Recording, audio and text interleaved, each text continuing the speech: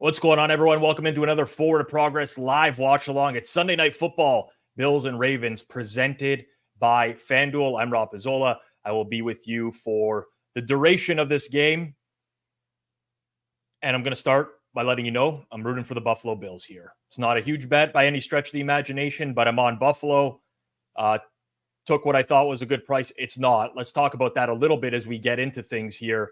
But one-way action on the Ravens in this game. The Ravens would be, quote unquote, the pro side, the sharp side. I've talked about this a million times before. I really don't care. I play my numbers. I trust my numbers. I've had success playing my numbers. I'm going to keep doing that just like I did earlier today. Kind of same situation as what we've seen with Kansas City and Atlanta last Sunday Night Football. Atlanta got bet down quite a bit. I thought that made a valuable position on KC -3. That ends up winning. But the entire market is pushing -2.5, -120, or even up to -3 here.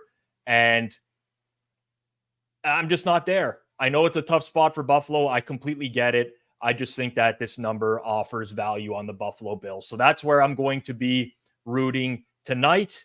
Late money on the over in this game. Also showed my numbers on the pizza buffet this morning. I had an edge on the over. It's kind of been bet into place now, so I don't think you do anything there. If you want to fire a last-minute bet, I would advise Buffalo. But again, I give out picks on game day for several years. I'm not going to beat game day NFL at full limits. So do with that what you will. See everyone in the chat. A lot of people big up in me for earlier today. Steven Robinson deserves all the credit because he asked me at the end of Pizza Buffet for my TD scorer bets. What I started to do was go through my accounts. True story. And I found the TD scores that I played where the price hadn't moved all that much. I gave the first 3 that came up. Jason somehow pulls them up on screen and throws them into a parlay that pays 171 to 1. They happened to hit all 3. Full disclosure, I did not parlay them at 171 to 1. I did have them as straight wagers. They worked out well. Jason, though, I mean, the credit's got to go to Steven and Jason just as much as me because collaborative team effort. I know Vinny says he wants to kiss me on the mouth. You know, I prefer women personally, not that there's anything wrong with liking other men, but I'm not going to accept a kiss on the mouth from you, Vinny. $5 turned into $1,000. Congratulations. Thank you very much, everyone, for the compliments. It's not always going to be like this. And I want to remind everyone, the ups, the downs, it happens in sports betting, but it is certainly nice to cash some of these. I'm going to get into props in this game. Before I do, we have a poll open, just like we do for every live watch along. We will build SGPs. This is what we do. I like to have fun with it. They're recreational bets, but again, we cash them sometimes. Hit a big in-game one a few weeks back with Ray Davis. Listen, want to have some fun. Vote in the poll below what you think is going to happen in the game. I'll build my SGP around that. Other things, full disclosure. I'm giving out props that I would bet right now. There's no point in coming here and saying, I bet this earlier. This is what I'm rooting for. And then people go and tail at a worse number that I wouldn't even bet right now. I gave out James Cook over this morning on receptions. That number has been bet into place, in my opinion. If you didn't bet it this morning, don't bet it now. I bet Keon Coleman under receptions. That number's been bet into place. I bet that -115. Hitman gave it out as a release. It's now -145. You might see me rooting for those things because I will root for them. I'm cheering for my own money, but I want to give you guys things that I think make sense to bet at this point. So let's get into it. And we're going to start with the Baltimore Ravens side of things. I'm playing Lamar Jackson over on his completions. Passing completions. He only had to throw the ball 15 times last week against the Cowboys. Now, I always recommend betting at Fanduel, but also shop around. Get the best price wherever you can. We're going to lock this in at the Fanduel price for a half unit. But the Dallas Cowboys offense presented no resistance last week. Baltimore ran it down their throats, and the Cowboys couldn't score for the majority of the game. they just kept running the ball over and over. I think you're seeing a suppressed number here now. This is a very different Buffalo team. I do think Buffalo will score. And I do think, I mean, based on my bet and my, where I put the total in this game, the Bills offense is going to look good. I don't think this is a game where they can just hand it to Derrick Henry 30 plus times and have success. They might start that in the early going, but at some time, I do think Buffalo forces them to throw the ball. I like Lamar Jackson over 18.5 attempts. Nolan asks the difference between these two. I can try to calculate that in the background and let you know, but I will say I think it's very close. I think it's very close on those two, as the bots are coming in real hot and heavy right now. It's always good when you have to ban bots in the early going. It means you're doing something right. Next thing, and this is the second person, I'm targeting this person in a big way. For those who've seen me do a Bills game before, I like Dawson Knox. I like Dawson Knox in every which way. I'm playing his over 10.5 receiving yards for a half unit. I'm playing the plus money on his over 1.5 receptions for a half unit as well. I personally, based off the odds, I think the receiving yards is more likely to win, but I want to take a shot at this plus 150 receptions as well, because Dawson Knox is on the field a ton. He only has 12 less snaps than Dalton Kincaid this season. Now, I get it. Kincaid is more explosive. They target him more. But I do think that this is too low a number for the amount of times that Knox is on the field. And let's just keep it going with Dawson Knox. I'm playing him anytime touchdown as well. Small bet, $10, 10th of a unit. He's in, I'm shopping around. Fanduel has him at 8-1 right now.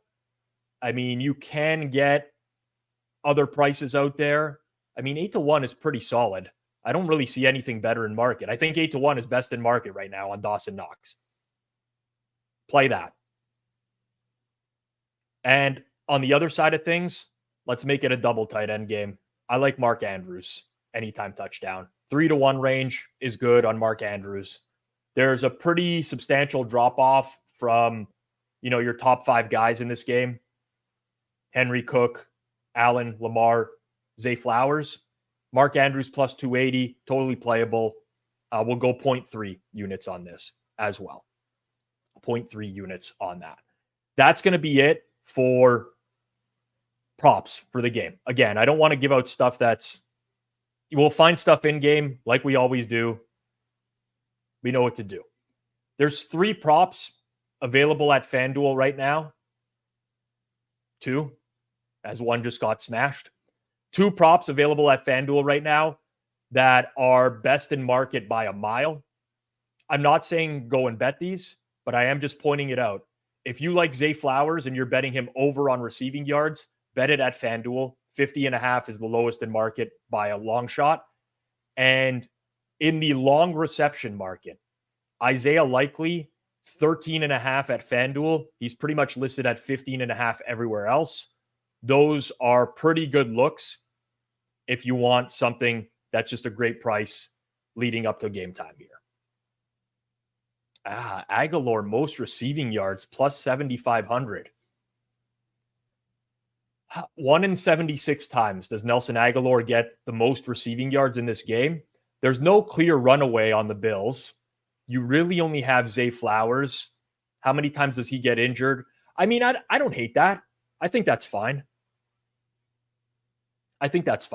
Not a bad look altogether on that one. All right.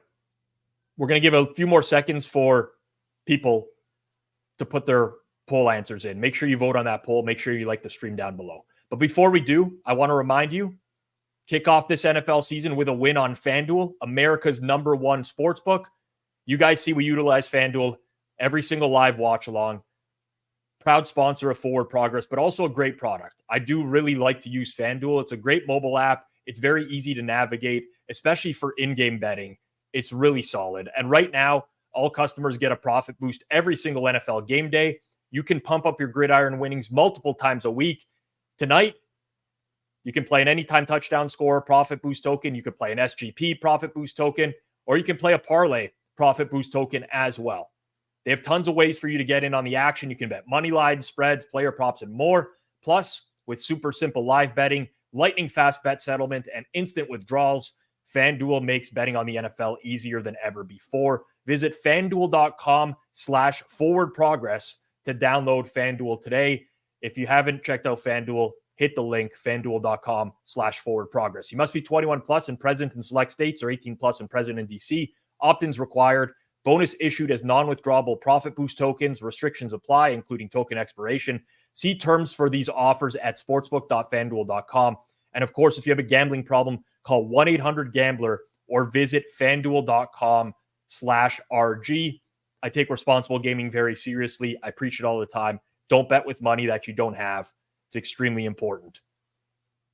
I was once a problem gamer. I've been through it. It sucks. Don't do it. Don't put yourself in those situations. Utilize 1-800-GAMBLER, fanduel.com/RG if you got a problem. All right.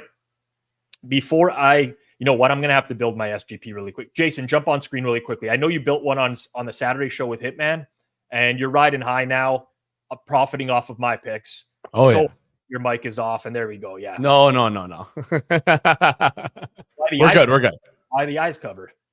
No, I'm riding high off the 3 touchdown parlay. All right. 170 to 171. We take that. All right. What are you doing? SGP? Okay, so if anyone caught the Saturday show, be real quick, man. Just blast through it. We don't need to. I got to build one real quickly myself too. Okay, alt spread. We're gonna go alt spread. We're gonna copy Judah, and we're gonna go Bills -5.5. Okay. We're gonna go over to passing props, and we're gonna go Josh Allen over 1.5 passing touchdowns. I was gonna do the under, but Hitman told me to do the over, so I'm listening to him and doing the over. So if he loses that leg, it's his fault. You're doing Ravens alt spread with Josh Allen over. Sorry, okay. Bills alt spread. My apologies. So you are sauced. That's fine. No, I'm good. I just been a long day. People make mistakes. All right. Where were we? Rushing props. Lamar Jackson over rushing yards, 60 plus. And then the last thing we're going to do is James Cook under rushing yards, 53.5. That's what we built on the Saturday show. I flipped it. I was originally going to do Cook over 53.5 and Josh Allen under passing touchdowns, but Hitman told me to switch it. So I actually like this one quite a bit. I really do. And you have that $171 in your account that you can put on it right now, right? Exactly. That's not that there's anything wrong with that. If you can only afford to bet $1, then just only bet $1. And we don't pay Jason well enough for him to bet any more than that. Okay, what's the result of the poll right now? What do we got going on? Poll right now is at, I think it's 59% Buffalo. Seems like everyone likes Buffalo today. Yeah, could be a real problem, eh? Could be a real problem. You know what? Pull up your parlay again. I don't mind that, but I don't know that I want to include Josh Allen over on pass TDs. Okay. Like I think this just logically makes sense. If the Bills win, Lamar is going to have to scramble late in the game. You take the kind of outcome where they're throwing the ball all over the field. No, that's too much. Like, what if we just did like? I don't want to get into this greed game again. I'm not playing the greed game. Like, these are good. These are good payouts. Like, it's not like we need to go nuts, right? You're right. Let's go Lamar 50 plus.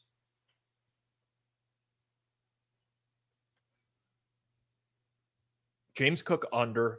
The question is whether I want to go James Cook under or Josh Allen alt passing yards over. I think I want to go Josh Allen alt passing yards. I love that because I have Josh Allen in what do you have? I have Cook in fantasy, so we want him to go over. Okay, Josh Allen. Let's go higher with Allen. Let's go 275, and I'll be really upset if it loses. There we go. This is what we're doing. Use your boost tokens, everyone. Bills alt, Lamar Jackson. Keep it up on screen just for 1 second so I can actually remember what's going on here as I try to get this in time. I know this is all riveting when I'm trying to place bets at the exact same time as doing content. I'm sure people I can read it out for everyone.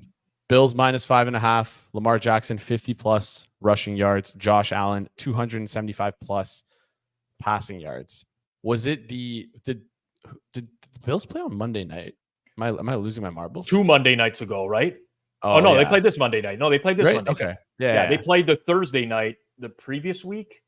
I don't remember. They had it's another all game. lumping into one. Yeah, I'm brutal. I can't remember like last week altogether. They played Monday night. It was a double Monday nighter. They smoked the Jags. Yes. And then the previous week they played Thursday night. It was the Dolphins, the Tua injury game. Yes. Okay. The only reason why I bring it up is because I'm pretty sure we had Josh Allen 275+ passing yards last week, and he fell just short. That sounds correct. I think we lost by because the Jags actually couldn't even keep the game remotely close. Like I think he got 10 yards in the second half. I think it was 10 passing yards. It was crazy. Yeah. Marcus finally digs one that we put together. All right. It's going to go 0-4 tonight. Ravens win by 21. You got a big fan here, by the way, in Andrew Branson. Wow. All right. Yeah. I mean, I don't know if I'm going to do that, but yeah, there's a lot of listen, like, again, I don't discriminate at all. If you're a guy into other guys, no problem with that. No issues, but I'm into girls. Jason's into girls. He's probably not going to sit on another man's face, I would guess. No, definitely not going to do that. Now, it is time to fillet myself for the next little while. Nolan asked if I had a winning day today. I had a banger day today. Absolute banger day. I wish I had bigger bets and maybe a little bit more volume. Might have left a little on the table, but sides and totals went well. I had like some sweat-free ones. Broncos under. Didn't even sweat. Thank you to whoever keeps betting these Bengals unders every week. I don't understand. I don't get it. I really don't. But been getting great numbers late on those. That was an easy winner on the over. I do have some frustrating things. Like I'll get into some frustrating situations from today. There was some misleading box scores, I will say. But what are you going to do? Such is life. Also, like whoever took the Chargers right at post, beautiful. I'll grab that KC -6.5. I got, GRP says you got to bet the teams, not the numbers. I just bet the numbers, not the teams. It seems to work out. That's the way I go about it. Tampa Bay, best bet from Wednesday show wins. Like, what a day. What a day. Even the shit, I ended up with the shittiest number on Las Vegas. Like the worst possible number. And they ended up winning as well.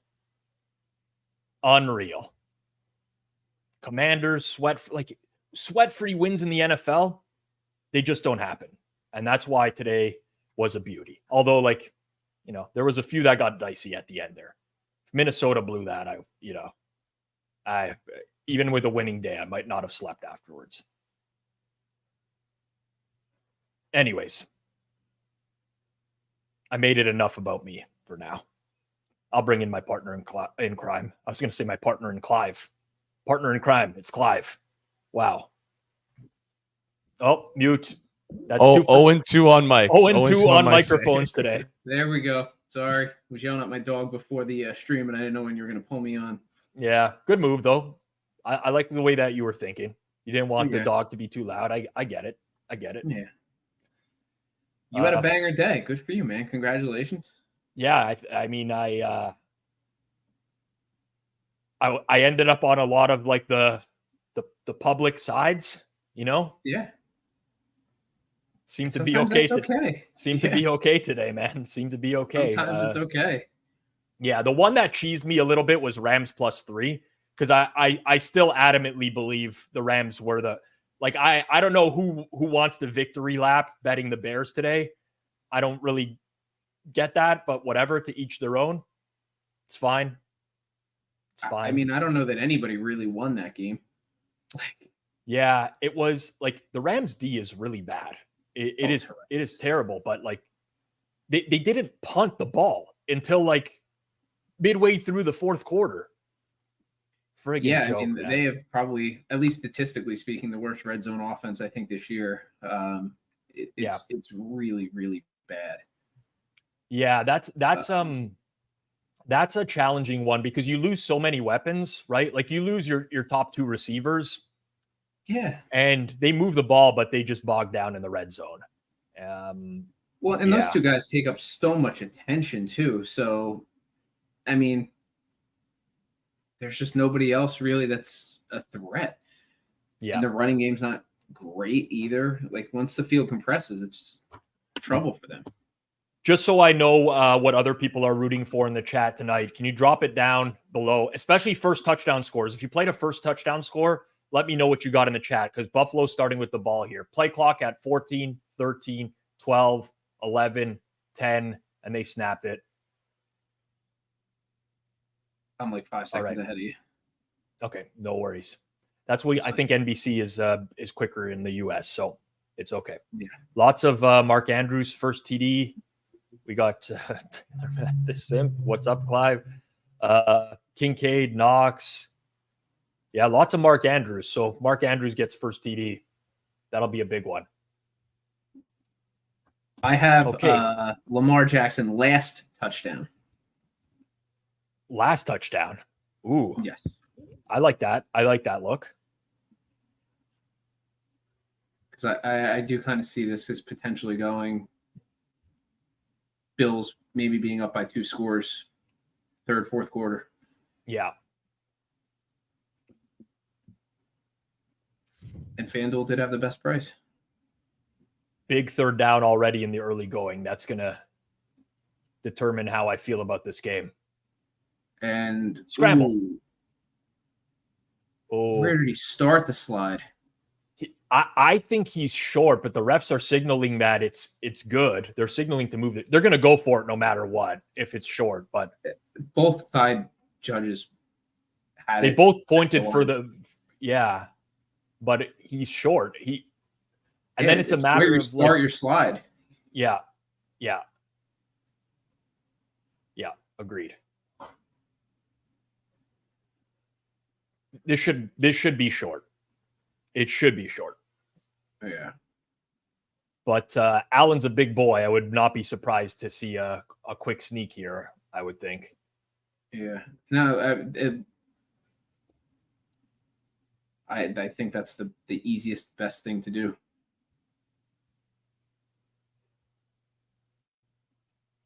Dameon Pierce is out for the oh, never mind. That's yeah. Ooh.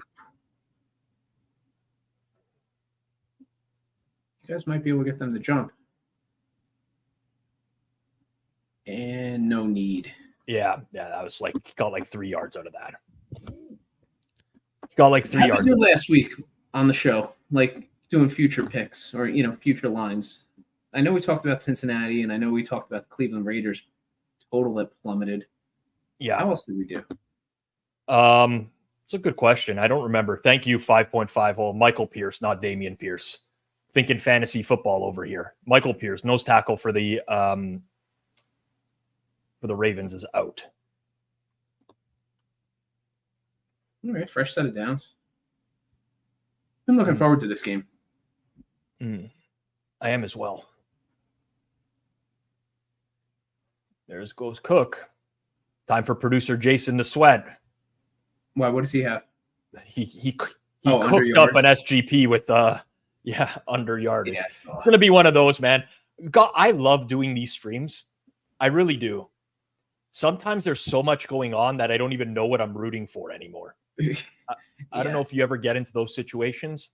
No, I do. Happens in the NBA too.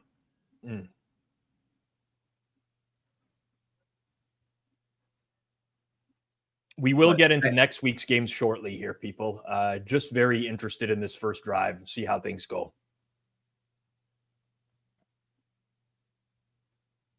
So I think you talked about this a little bit on Pizza Buffet, and I was kind of under the same mindset that this Baltimore defense just isn't what it was last year, and that if anything, I probably have these two teams more equal than Baltimore being a slight favorite on a neutral.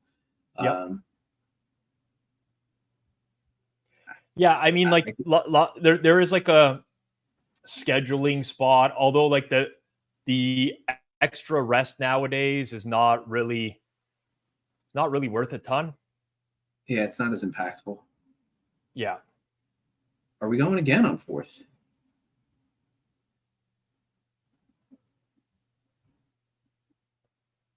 Or is he pulling the team off? No, what are you doing, McDermott? Like, you have pretty much the best short yardage quarterback around. This is kind of weak sauce. This is weak, man.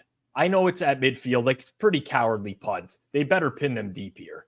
Like, anything outside of the 5-yard line is a big an absolute waste. So sad. Yeah, that's horrible. That's ugly. That's ugly. I'm doing just a quick run of today's games data. Hopefully does not freeze my computer in some way or another, but I'll be better equipped to talk about the openers for next week once I get these going.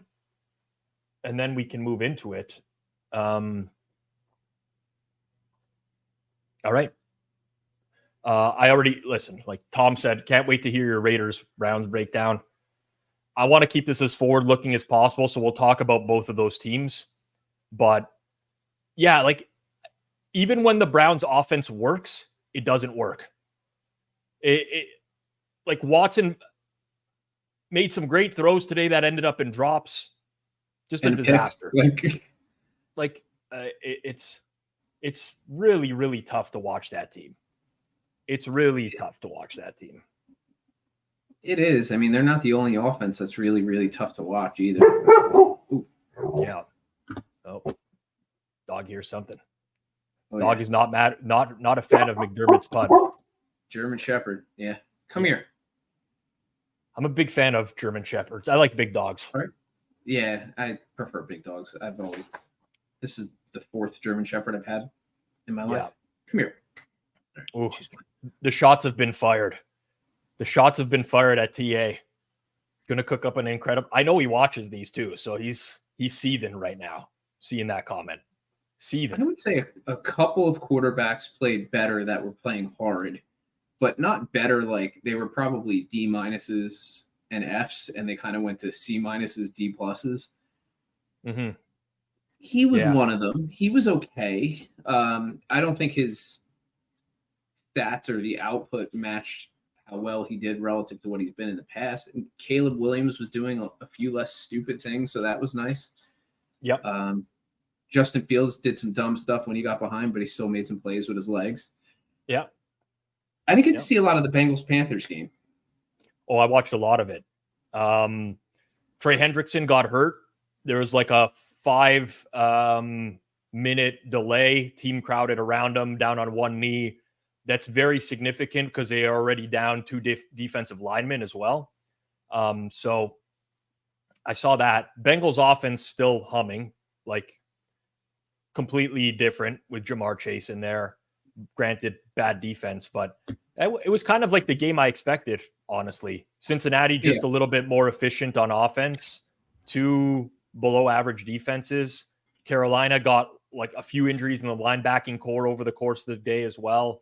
That was an interesting one.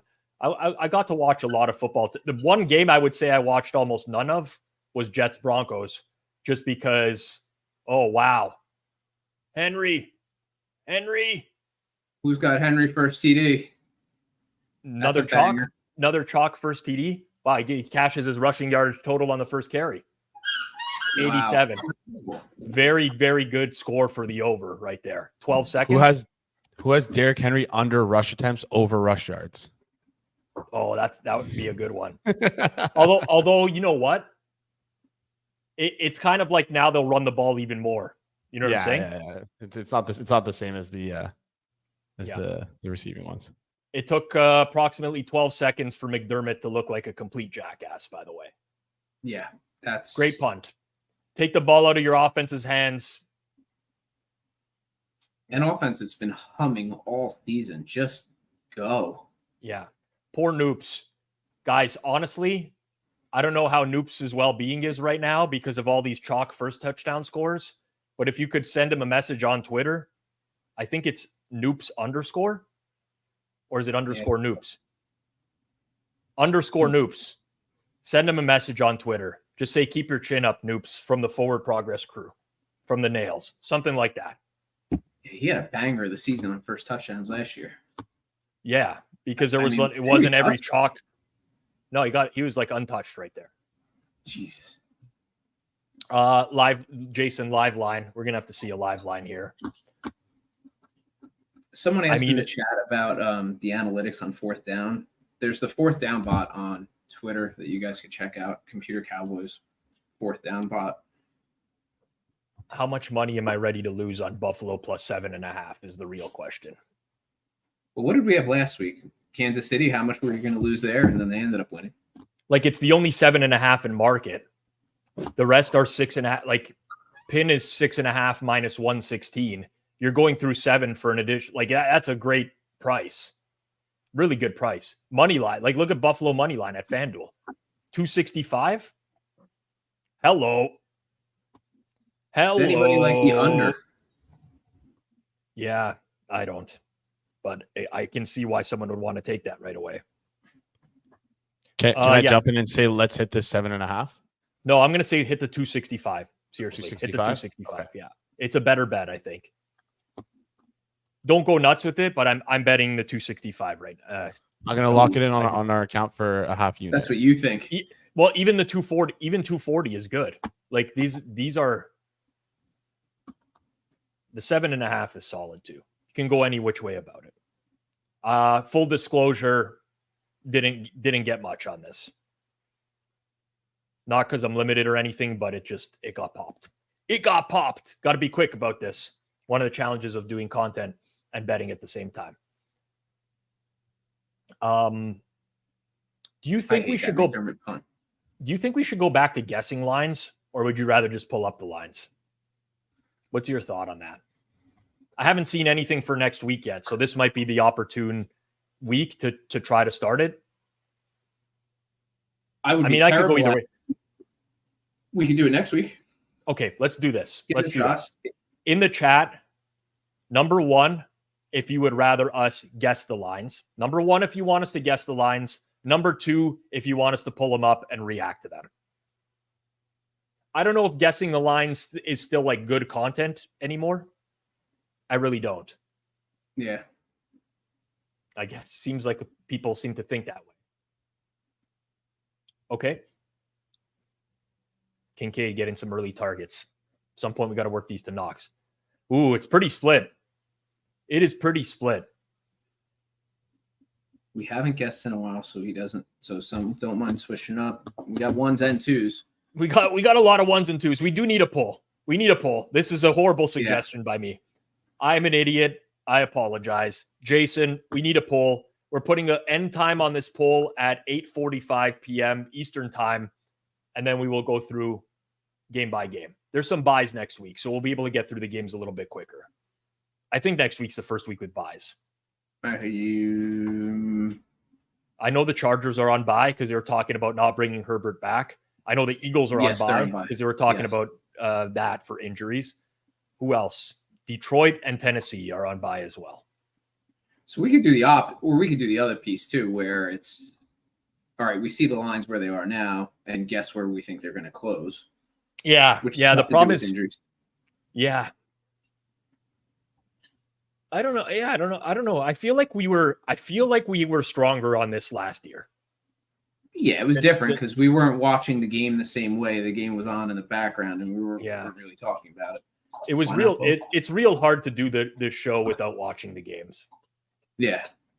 In the future, maybe next year, we could pivot to like a live show right after Sunday Night Football, where we just do like a full recap of the day and early lines. Be a late night for people, but at least that way it lives on for Monday morning as well. You know what I'm saying? People could wake up and listen to it. True. Yeah. And I did hear people always, not always, there were people that would come up to me and say, hey, is your Monday show posted yet? Because I want to hear what you guys thought about the lines. Yeah. Yeah. Should we go over betting splits for this week? Oh, man. Ooh. out of curiosity, like I'm actually interested in how, because I don't really look at this stuff, right? And if you're like a fade the public guy and you have a good week, you do make it known. I had some friends that are fade the public guys, or like not fade the public guys, but like reverse line movement guys that I think got killed today because they took the worst possible numbers. Like, I had friends taking Chargers 6.5 because they were getting blasted right before game time, and people were like, "Oh, they know, people know something." So just friends of, are these friends of yours or people that you bet with? They're friends that don't have any hope in life. Yeah, unfortunately. Okay. Yeah, got it. They are friends, and they can't be convinced. It's, I mean, at some point or another, maybe. Who knows? Sometimes it takes hard lessons. Eventually, it's got to change. Sorry, I didn't realize my light's not on because this is pretty dark. It's all right. That's you go. Better. Yep. Yeah, I mean, the reverse line movement, the betting splits, the public. You talked about this. All right, well, whose public splits are you going to use? Are you going to use DraftKings? Or are you going to use like somebody who's just reporting on this stuff? Where are they getting it from? I mean, this is just a very efficient drive. Yeah. I can't believe McDermott punted that 4th and 2. Yeah. I cannot believe that he punted that. Like there have been a lot of sad coaching decisions this year. I actually don't know what the percentages were on the Chargers punting on 4th and 15 down 17-10 with like 3 minutes left. But as soon as they punted that ball, I knew they were not getting it back. Like it was just clear as day that they weren't getting it back. Yeah, I mean, there was no I mean, it's hard to expect the Chiefs offense to do as much as they've done in the past, but at the same time, it looks rough. Mahomes is floating some balls. He also threw a fucking absolute perfect ball to Worthy. I mean, so it's they just win. Yeah. They just find ways to win. I know they do it. They're the team that, like, it looks so ugly so many times, and they just find a way all the time. I will do a play. Go ahead, do a play clock. I'm going to do a play clock countdown just because some more people are asking. I'll do one more here. Just a reminder, second half tonight, Matthew Friedman joins me in the third quarter. We can talk Cowboys a little bit. Fourth quarter, Austin Mock, who's becoming pretty close to a regular here on Forward Progress as well. That's our second half tonight. Play clock is at 20, 19, 18, 17, 16, 15, 14, 13, 12, 11, 10, 9, 8, 7, 6. Okay. Who is that? Mac Hollins? Mac Hollins. Mac Hollins. He was pretty heavily juiced to under 1.5 catches today. So there's one. Someone out there is sweating. Someone out there is sweating. Amari Cooper to KC says TC. I thought that Devontae had the Browns beat the Raiders today. Devontae Adams to KC would have made some sense. I know it's within the division, but whatever. I mean, that team needs any kind of draft capital it can get. I mean, they're not contending at all this year. So who gives a shit? This punt just looks worse and worse. Yeah. Well, considering they can just pick up like 6 or 7 yards on every passing play, it seems so far. Yeah. Yeah. What the fuck are we doing? Yeah. Time to sweat, Marcus. Time to sweat, buddy. I don't blame you. I mean, pregame, I probably would have leaned that way as well. All right, we'll watch this third down, and then we will get the results of the poll, and we'll get going on next week's stuff. Who's down? Got an injury? Somebody was down. Yeah, someone's on. That looks like Shakir, no? On the ground? Oh, jeez. I thought it was. Shakir, where's like 10, it looks like. Oh, man, that's going to kill the Coleman bets. Oh my God, this poll is not being any decisive at all. 54% react, 46% guess. Okay, listen, we run a democracy here. I know some people want to go back to the guessing game, but it's the tribe has spoken, basically. We gotta follow along. Follow along. All right. So we're gonna react. And we're gonna start it off with Thursday night football. I believe it's the Bucks and Go ahead. Dog agrees. No problems. Yeah. I believe it's the Bucks at Falcons. It is. Bucks at Falcons, Thursday night football. Looks like early line is Falcons -2.5, -115. Total in the game at FanDuel is 43.5, juice towards the under here. This is kind of like the spread, at least, is very much in line with where I thought it would be. I will say I like Tampa Bay so much more than I like Atlanta. Like, I from where we've come since the beginning of the year, I was down on both of these teams going into the year. And now Atlanta has done nothing to change my mind about them, but Tampa has, because they actually have a legitimate passing game. The problem is it's a short week. They still have a ton of injuries. Like, the right tackle's out. Antoine Winfield's out. Jalen McMillan was hurt today. Trey Palmer got hurt. So they're thin at receiver outside of the top two. Kalijah Kancey's out. Like, they are significantly less healthy at the moment on a short week. Max asks, how did Tampa get beat by Bo Nix? I don't know what happens. It's a week-to-week league. Some teams sometimes play bad games. Sometimes they play good games.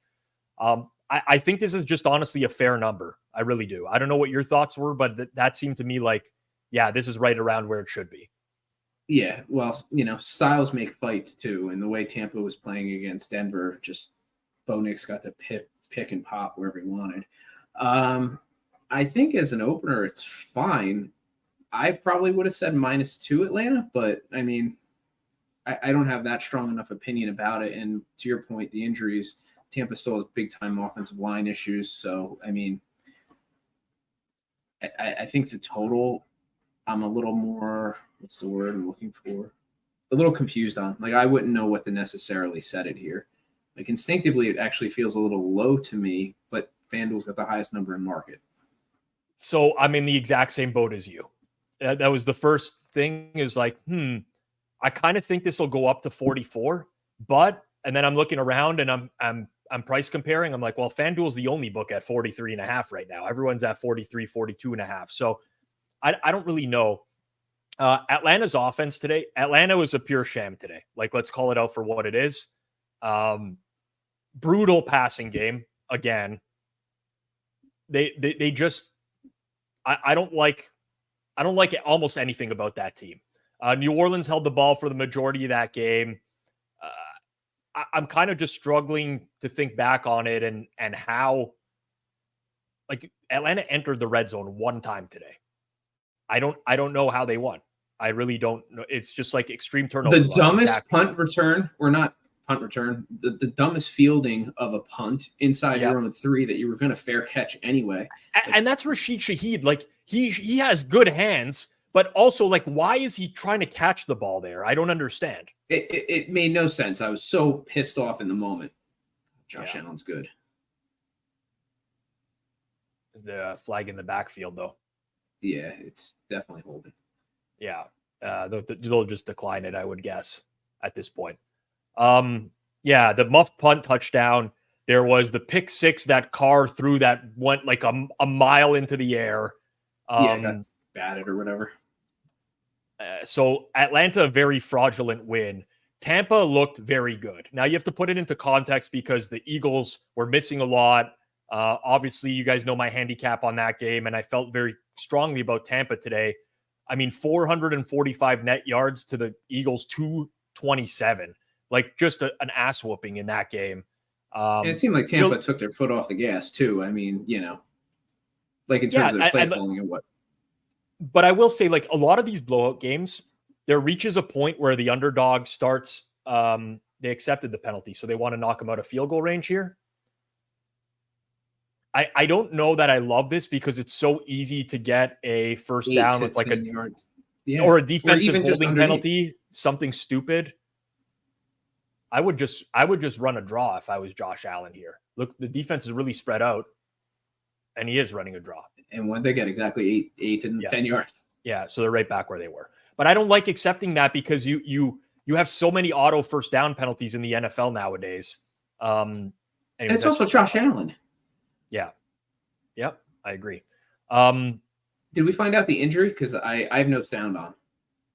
And I didn't see all I know is Shakir was Shakir's questionable. I don't think he's returned to the game. Yeah. They just showed him taping in his ankle, so he's probably going to come back in the game. Probably like a ankle injury. Tyler Bass 50-yarder. What do we got? Like 85% chance good nowadays? Maybe more? Absurd nowadays. It's going to miss now that you said that. But come on. Right down the pipe. Couldn't have been more central. Split those uprights directly in half. 7-3. That was clean.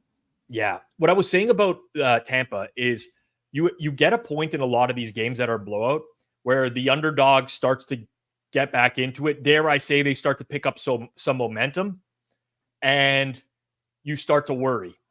But as soon as Philly started to get back in the game, Tampa just pedal to the metal like every time. Baker played amazing today, I will say.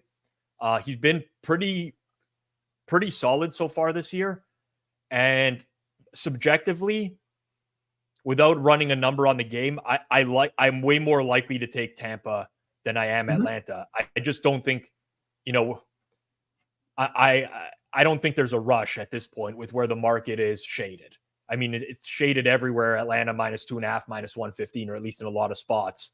And the 3 is so much more valuable than just taking a 2.5 right now. Yeah.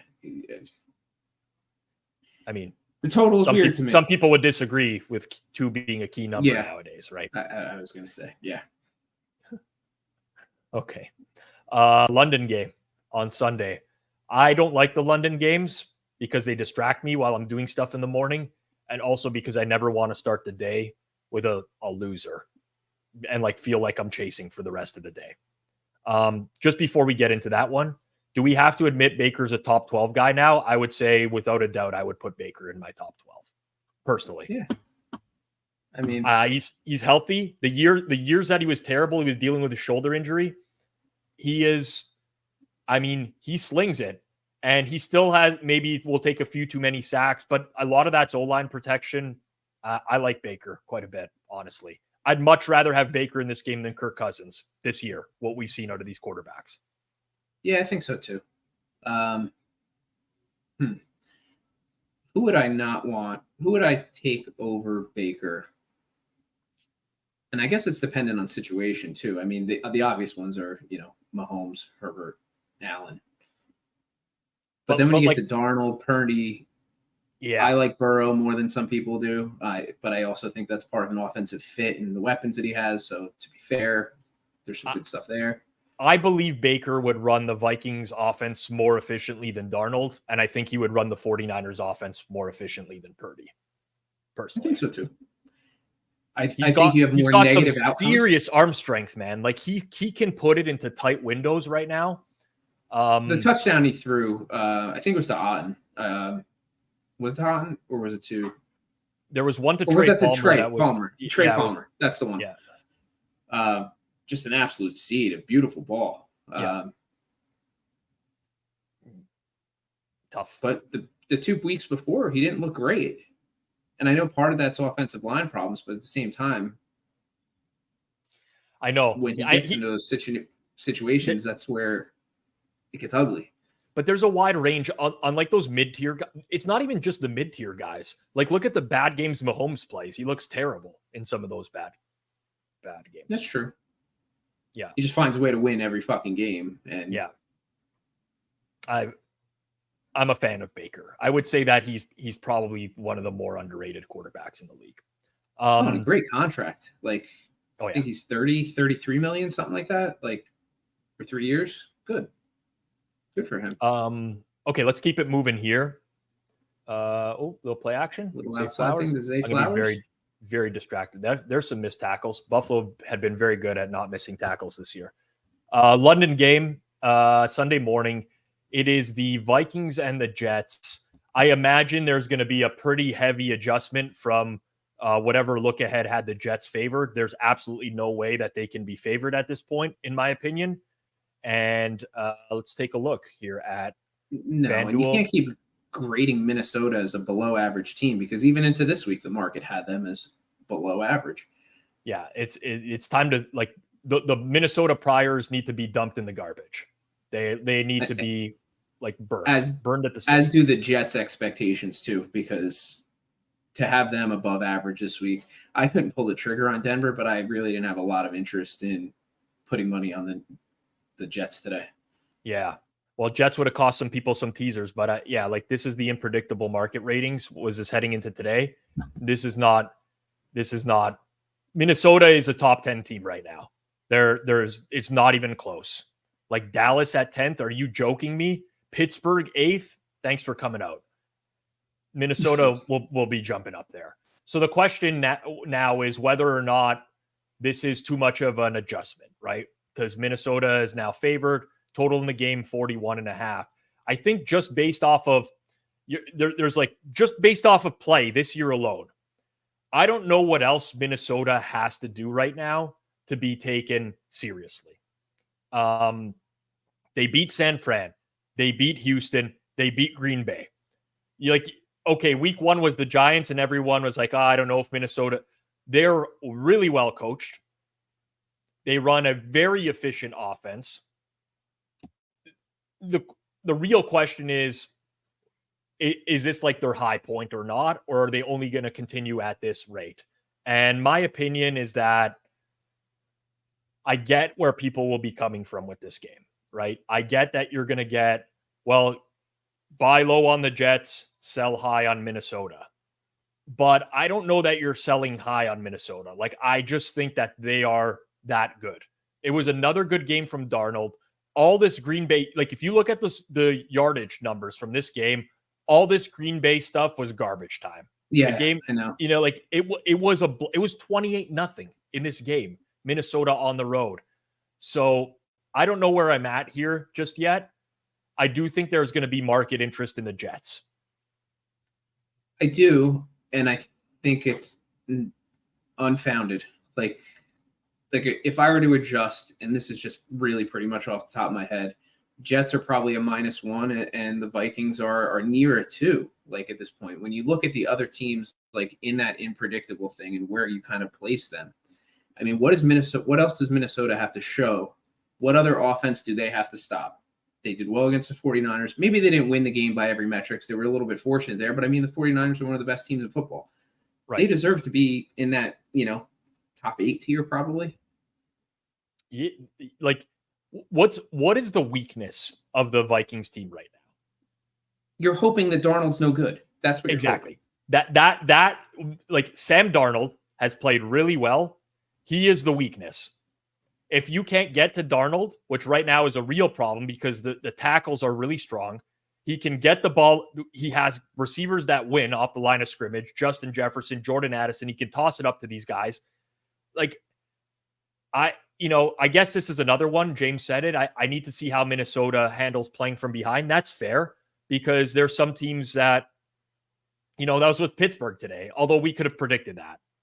And they almost, honestly, we'll talk about that game afterwards as well. If they didn't get absolutely hosed on a Minkah Fitzpatrick unnecessary roughness penalty, that was the biggest joke call I've seen in forever, they probably would have came back and even won that game, or at least would have had a chance. Well, because that made it a 2-score game once they went down the field and scored. I mean, that's what I was like in our group chat. I'm like, that is one of the softest calls I've ever seen for unnecessary roughness. But I didn't realize that wasn't on. Like, they never showed that on Red Zone. So I had like the Sunday Ticket 4 box up and I was watching the game. Right. There was Aaron Rodgers was handed like an injury designation after the game or something like that. I don't know if anyone knows anything about Aaron Rodgers being hurt. My take is that Aaron Rodgers has been faking injuries his entire career. I'm not even exaggerating this. Every time they lose a stinker, he's always hurt in some capacity. A little gimpy at the end of the game. This is like the classic Aaron Rodgers type of situation. Are we going to get to the end of the first quarter here? No, they're going to have to run one play, right? Yeah, they got to run one. Yeah. I don't know. I don't really know what to do, but we're going into week 5 of the regular season. I think we got to like really be off of priors for most of these teams now. especially ones where it's like new quarterback, which is both of these teams. And I think the Vikings system. Yeah, I think the Vikings are better. I think the line is warranted. But again, my gut, a lot of these get back towards what the look ahead was, which, by the way, I got to talk about this as well. Just a random little rant. We'll get into more games here, I promise. I don't understand the people who are betting back towards the look ahead all the time. They're like, oh, such an overreaction. The look ahead was this. Like the brain gymnastics you have to go through to say that like the line previously is more efficient than like the current market line. I don't understand. I'll never get there.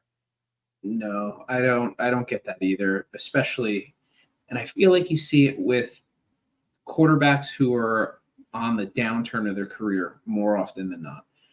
I feel like you saw that kind of stuff with Drew Brees, Matt Ryan, trying to think of some other ones. I mean, Peyton Manning's last year in Denver, obviously, too. But New Orleans has a good offense that still is humming, and Derek Carr is still doing good things. Less data is more accurate than more data. So okay, it's like reverse Bayesian. Like, yeah, that's all it is. You can't just dismiss the most recent game. Like, it's hilarious to me how many people just ignore numbers nowadays. They're like, oh yeah, I'm gonna fade that team, sell high on them. It's like, sell high, like they're not even being valued highly. Like, well, that was Minnesota today. I'm like, how is this Minnesota today? It was Minnesota today. That was the exact game where people are like, oh, Minnesota, sell high. I'm like, they're underdogs to Jordan Love coming off of an MCL injury. What's sell high? They're not being valued highly. No, I don't understand. Yeah. The chat saying Rodgers got rolled up on by a lineman and looked pretty bad. If that's the case, then Minnesota will probably take early money, because whenever there's any sort of quarterback injury, uncertainty, a lot of people try to middle it, right, as well. Like, I know Toons was talking about how his group, bet Green Bay, hoping Love would play so they could come back the other way, find a middle. Anyways. Okay, let's keep it going into the rest of the games that are not London games. Let me pull up rotation number order here just so that I don't go all over the place. Okay, Carolina at Chicago is the next game, rotation number order. Carolina opens a 4.5-point dog on the road. And the total in the game at Fanduel is 42.5. That to me is low, as Derrick Henry gets in the red end zone here. 2 tutters for Derrick. Okay, so my immediate thought, this is juiced under. I know the Bears offense is not good. I'll get into this. Another, like, Caleb Williams today, CPO OE 10.3, still cannot score points, this offense. They played the Rams defense, which sucks. Now, this was their best offensive output all around in terms of like success rate numbers, 50% success rate. They put up 264 net yards in this game. Their left guard, Tevin Jenkins, got hurt. But Carolina, the D already sucks. They lost Shaq Thompson to injury today. They lost Josie Jewell to injury today. They're 2 inside linebackers. They're already down like backup nose tackle. It's a disaster. Like this, it's too low for me. I know how bad Chicago's offense is, but it's too low. Bears defense is pretty good. I will say it is. That is. But think about it this way too. Like the Rams moved the ball up and down the field. They just bogged in the red zone. Like, Rams are 1 touchdown on 4 red zone trips. That's true. So what are we looking at implied? Like 23-19, 23.5, 19.5, something like that? Yeah. I have a hard time laying that kind of margin with the Bears, even against the Panthers. So you might be right on the total. I'm more stuck on the spread being 4.5. Yeah. I'm going to have a hard time with you there too, because listen, there has to be a number where you're willing to bet either team. I don't think I trust the Bears offense enough. It is getting better. Okay. There was like I think DeAndre Swift had a rushing touchdown today from like 20 plus yards. If they play bad defenses, and I would put Carolina in that equation, if they play bad defenses, they can score into the mid-20s, early to mid-20s. Like, but to me right now, that's their ceiling. They're just, I mean, it borderline makes my eyes bleed. They're going on a run of defense. They're going Colts, Rams, Panthers. This is the best it's going to get for Chicago's offense. You're not going to get a better stretch than that of defenses all year. Like, I'm waiting for them really to tough play after that. Oh, I'm waiting for them to play a real defense. But because Caleb could be forced into big mistakes too. I mean, he wasn't throwing a good deep ball today. It seemed like there was some miscommunication with some of the receivers too, where he maybe thought that they were going to continue their routes and they didn't. But he made some slightly better decisions where he didn't try and extend plays where he shouldn't, like where he's running around like it's, Tecmo Bowl. I just have no confidence in the Bears past their defense. I'm kind of with you. Like, subjective leans would be Carolina and over. I think the total's low. I do. And full disclosure, I'm not running a total on this game. I'm not simulating it out or anything like that. It just, Carolina to me right now is such an over team. Like, again, I personally did not understand the steam towards the under there today. Dalton is running a legit offense. It like, the Bears have a great D, but I don't think this is like a Bryce Young game where Carolina goes in there and they, wow, she came up short on that third down there. That was Dawson Knox, though. That's one reception, one catch.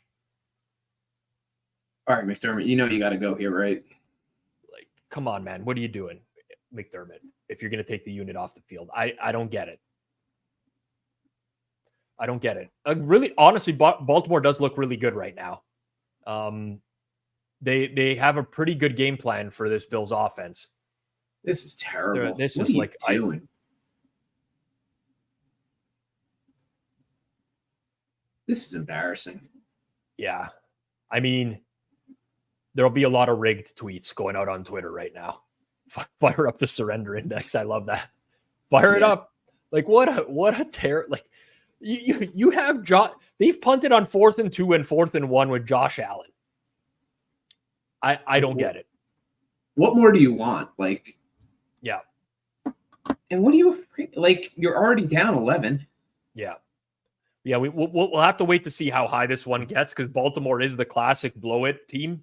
They love to F around and find out. Do the Baltimore Ravens. Okay, let's keep moving along here. Baltimore, Cincy, I will skip over that. The only thing I want to say about Baltimore and Cincinnati is Cincinnati is dealing with severe defensive line issues, and you really have to monitor that coming up next week. They have BJ Hill and Sheldon Rankins. Their starting defensive tackles were out today. Carolina had a lot of success running on them. Carolina had 58% success rate running the ball. Trey Hendrickson left today.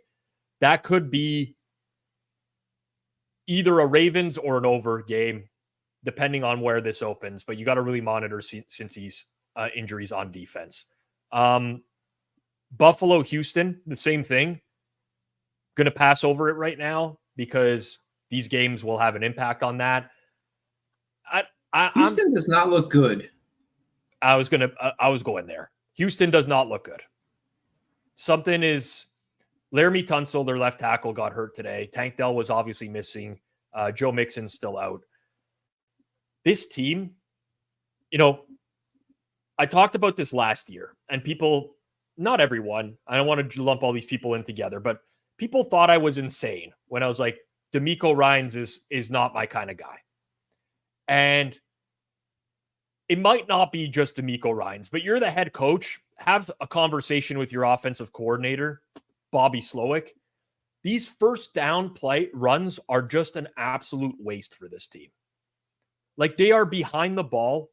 So they had 24 early down rushes today with a 25% success rate. 6 of their 24 early down rushes were successful. They had 37 early down passes. 19 were successful. Over 50%. Yeah, it was bad. Yeah, I'm looking at the RB, our running backs don't matter. Like, they just continuously put themselves in shit situations, and I don't get it. Like, you have Nico Collins. He has very good rapport with CJ Stroud. Make shit happen, disguise stuff. You have good weapons. And then you let a team like Jacksonville hang around, and Lawrence is having an awful season. Trevor Lawrence has been terrible. Yep. Calvin just said it right at the below. Like, they have to convert way too many third and eights, and Stroud has to bail him out, or Nico Collins has to bail him out, likely with it. Well, the thing is, yeah, that was a great touch pass. They had to do this last year as well. Yeah, this isn't new. This was, but they were converting those last year. Now, I mean, again, great stuff in the chat today, but like, this is the second week in a row, Nolan, that they've taken a bunch of penalties. 13 today. They took a bunch against Minnesota last week, but that team is they are broken right now. The Houston Texans are a broken football team. They get the win today because maybe more of Jacksonville's ineptitude than anything else. But I'll be really interested to see what that opens at next week, because as it stands right now, Buffalo's getting, destroyed. Oh, Mark Andrews dropped it in open field. They are getting destroyed. Carved is this Bills defense. So, but I think Peterson's maybe the first coach fired. Also, like, Doug Peterson is a goof. I don't know what that guy is doing. The decision making on that guy nowadays, they punted on a bad 4th and 1 as well. Really, really stupid. I didn't see that. I mean, I completely believe it because of who he is, but I didn't see it. What was the situation? What side of the field were they on? I want to say it was just over midfield, 4th and 1. Oh, okay. Yeah. Anyways, we'll see how long he lasts, but I don't think he's in there for a long time. Okay, well, we're talking about Jacksonville now because they're at home to Indianapolis. Okay, let's take a quick look at the early market here. Jacksonville opened 2.5 and has been bet up to 3. Total in the game 45.5. This is really interesting. So Indy, AR-15 gets hurt today. They say after the game he's fine, probably be okay for next week. Jonathan Taylor banged up. They went into the game missing their center, Ryan Kelly, missing Kwity Paye, their defensive end, missing Kenny Moore, starting corner. They have a bunch of players on IR. Very, very beat up team. For Jacksonville, Evan Ingram has been out the last few games. They lose the defensive end, formerly known as Josh Hines Allen now. Devin Lloyd was out today. So you got some impactful injuries on both sides. I kind of wish these teams were facing anyone but each other next week, is my first thought, because I think they both suck. Well, I think Indy's better with Flacco than Richardson right now, or at least you know what you're going to get, and he can complete a pass over the middle of the field. At some point, Flacco will. The problem is he's a pure YOLO quarterback at this point. Like, Richardson actually he had one horribly inaccurate 5-yard out route in this game, but for the most part, he was slinging it. I don't know if you're ever going to know what you get down to down with Richardson. Flacco, he's just dying to throw a pick six. You can see it every time. But their average depth of target today, I think, was absurdly high. Could have been for both teams, honestly. Yeah, they were attacking downfield quite a bit. If you look at Jacksonville, here's Jacksonville's average depth of target today for Trevor Lawrence, 11.8 yards. What are we doing here? You have a quarterback who's struggling. I know you might have went into the year wanting to attack downfield. You have a quarterback who's struggling badly, throwing inaccurate balls downfield, and your average depth of target is almost 12 yards. Like, set something up for this guy to throw some screens at the line of scrimmage. Do anything to get the ball out of his hands quickly. I don't really understand this. Well, Judah had something where like a percentage of EPA versus their percentage of throwing to their first read. And like Trevor Lawrence was off of the chart where he threw to his first read like 75% of the time, but he had a terrible EPA. He's just not, he hasn't progressed the last couple of years. And it seems like since that, it was the Charger game that they won, and then they got beat by the Chiefs, right? That was the playoff. Yep. Since then, all year last year, I don't think he was particularly good either. Yeah, no, he hasn't been. He's not. Like, my only hesitation with calling Trevor Lawrence a bust is that I think his coaching staff is brain dead. I look at the game plan and I'm like, what are you doing? Right? Like, give this guy some easier throws. Press Taylor. I hate this guy, but yeah, there's the chart. I don't know what to do with this game. It does feel wrong to see Jacksonville -3 because the thought of them even winning by 4 right now seems impossible. Yeah, but I will tell you, Indy would have blown that game today had that Minkah Fitzpatrick play not been called. They were on route to blowing. That was about to be a 3rd and 10, and I'm not saying Flacco can't convert 3rd and 10. He did convert some big 3rd and longs in that game. They were 8 of 15 on 3rd down. Solid offensive performance. But Pittsburgh was -2 turnover margin in that game, which is very unusual for them, and they would have had a chance. And that was a horrible flag. I'm trying to remain as impartial as possible. That was a joke of a flag. In real time, on replay, everything about that. I don't like the Colts very much right now.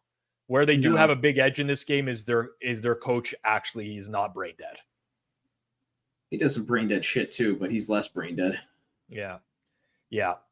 But yeah, early money goes towards Jacksonville. I can't, unless the injury situation ends up being really, really bad for the Colts, I can't see this pushing out further. I really can't see it pushing out further, honestly. I have Indy as probably the 26th or 27th best team, something like that. Yeah, I don't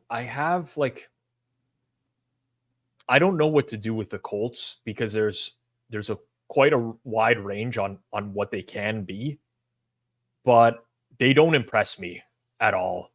I do think Panthers game moved already. Yeah, that's down to 3.5. 3.5. Yeah, there you go. Makes sense. That feels right. The total at Fanduel is 45.5. With the injuries on Indy's defense, the injuries on Jacksonville's defense, that might be a little bit low. I like the look at the over. I think it could be a pretty sloppy over game. If Evan Ingram ever comes back for Jacksonville, I think that might also change the dynamic of their offense. Yeah, how many catches did Ingram have last year? 150? Yeah, how many times did? Oh yeah, this trend comes up every year. Colts haven't won in Jacksonville since 2014. We're going on a decade now. It'll come up again. You'll see it on the favorites this week under the trends. It'll be there. I don't like Indy, though. I really don't like the Colts. I don't like them as a team. No. Ingram had 143 targets last year for 114 catches. He's a big part of Trevor Lawrence's safety net. What's the downgrade to Flacco? Is it a downgrade? I don't think you would see the market move much on that news. I personally don't believe you would. I don't think it's a downgrade. I think Flacco's overrated. People think Flacco's way better. Down the stretch last year, Flacco went full YOLO and he had so many turnover worthy plays. Oh, that was it's a good thing that Aguilar made a play on that ball, because that was about to get fall right into the safety's hands. Yeah. Do you think that if Richardson plays, it could affect the total, maybe going a little bit more up just because he's a little bit more volatile, but he also hasn't been good offensively. So yeah, the thing that I like about betting overs in Richardson games is that he fucking airs it out. You get a lot of boomer bust. You get stupid throws. Yeah. You just got to pray to God you don't get the game like Chicago last week where he gets in the red zone and he forgets how to play football. So yeah, we'll see about that. This is the kind of stuff that can't happen. Yeah. Yep. Can't do that. Justice Hill. Okay. Keep it moving along here. Next game on the list. Clinic by Baltimore in the first half so far. Miami and New England. So we're going to see what Miami looks like tomorrow night. I just want to give a couple thoughts on New England for this game, because New England's offensive line right now is an abomination. Vidarian Lowe, their left tackle's hurt. David Andrews, their center, got hurt today. Jacoby Brissett this guy is under siege. All the last two games, Jets and 49ers, guy is just under siege nonstop. To the point you can't put Drake May in there. Why would you ever do that to the kid? Well, the thing, I think they should. I know you were talking about it, so yeah, I feel bad for Jacoby. It's not his fault. Just get Drake May the reps at this point. Let him figure it out in the league. People are always like, oh, let him work. Peyton Manning went 1-15 in his first year in the NFL. Troy Aikman too had a horrible first season. It just happens. Just get him in there. Oh wow, Justice Hill, beat down. Really, really efficient. What are we at for Lamar Jackson completions? 9. Oof. McDermott, you loving those punts still? Just clueless. It's so weird to see that Miami with Tyler Huntley favored on the road at New England, but we'll see what happens tomorrow night with Huntley. But New England's offensive performance today, they had 3.5 yards per play. For context, that's the same as the New York Jets today. 3.5 yards per play. They had 216 net yards of offense. They actually had a worse EPA per play than any other team in the league today. 34% success rate. Disaster. That O-line is terrible. Terrible. Is Miami going to be the team that overcomes it? I don't know. But I just wanted to point that out with the New England Patriots.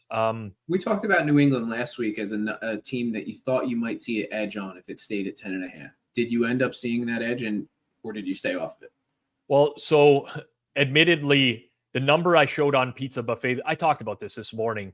I actually didn't expect Debo to play, and then it was announced that he's playing this morning. I was just kind of neutral. I was basically not betting this game. Let me just put it that way. Kind of my thoughts on Pizza Buffet this morning. But what was the final in this game? It was 30-13. This game should have been 49ers should have won this game by 45 points. It was as complete an ass kicking. I can't even believe it stayed at 17 with the way that this game transpired. Disaster. New England turns it over 3 times too. I'm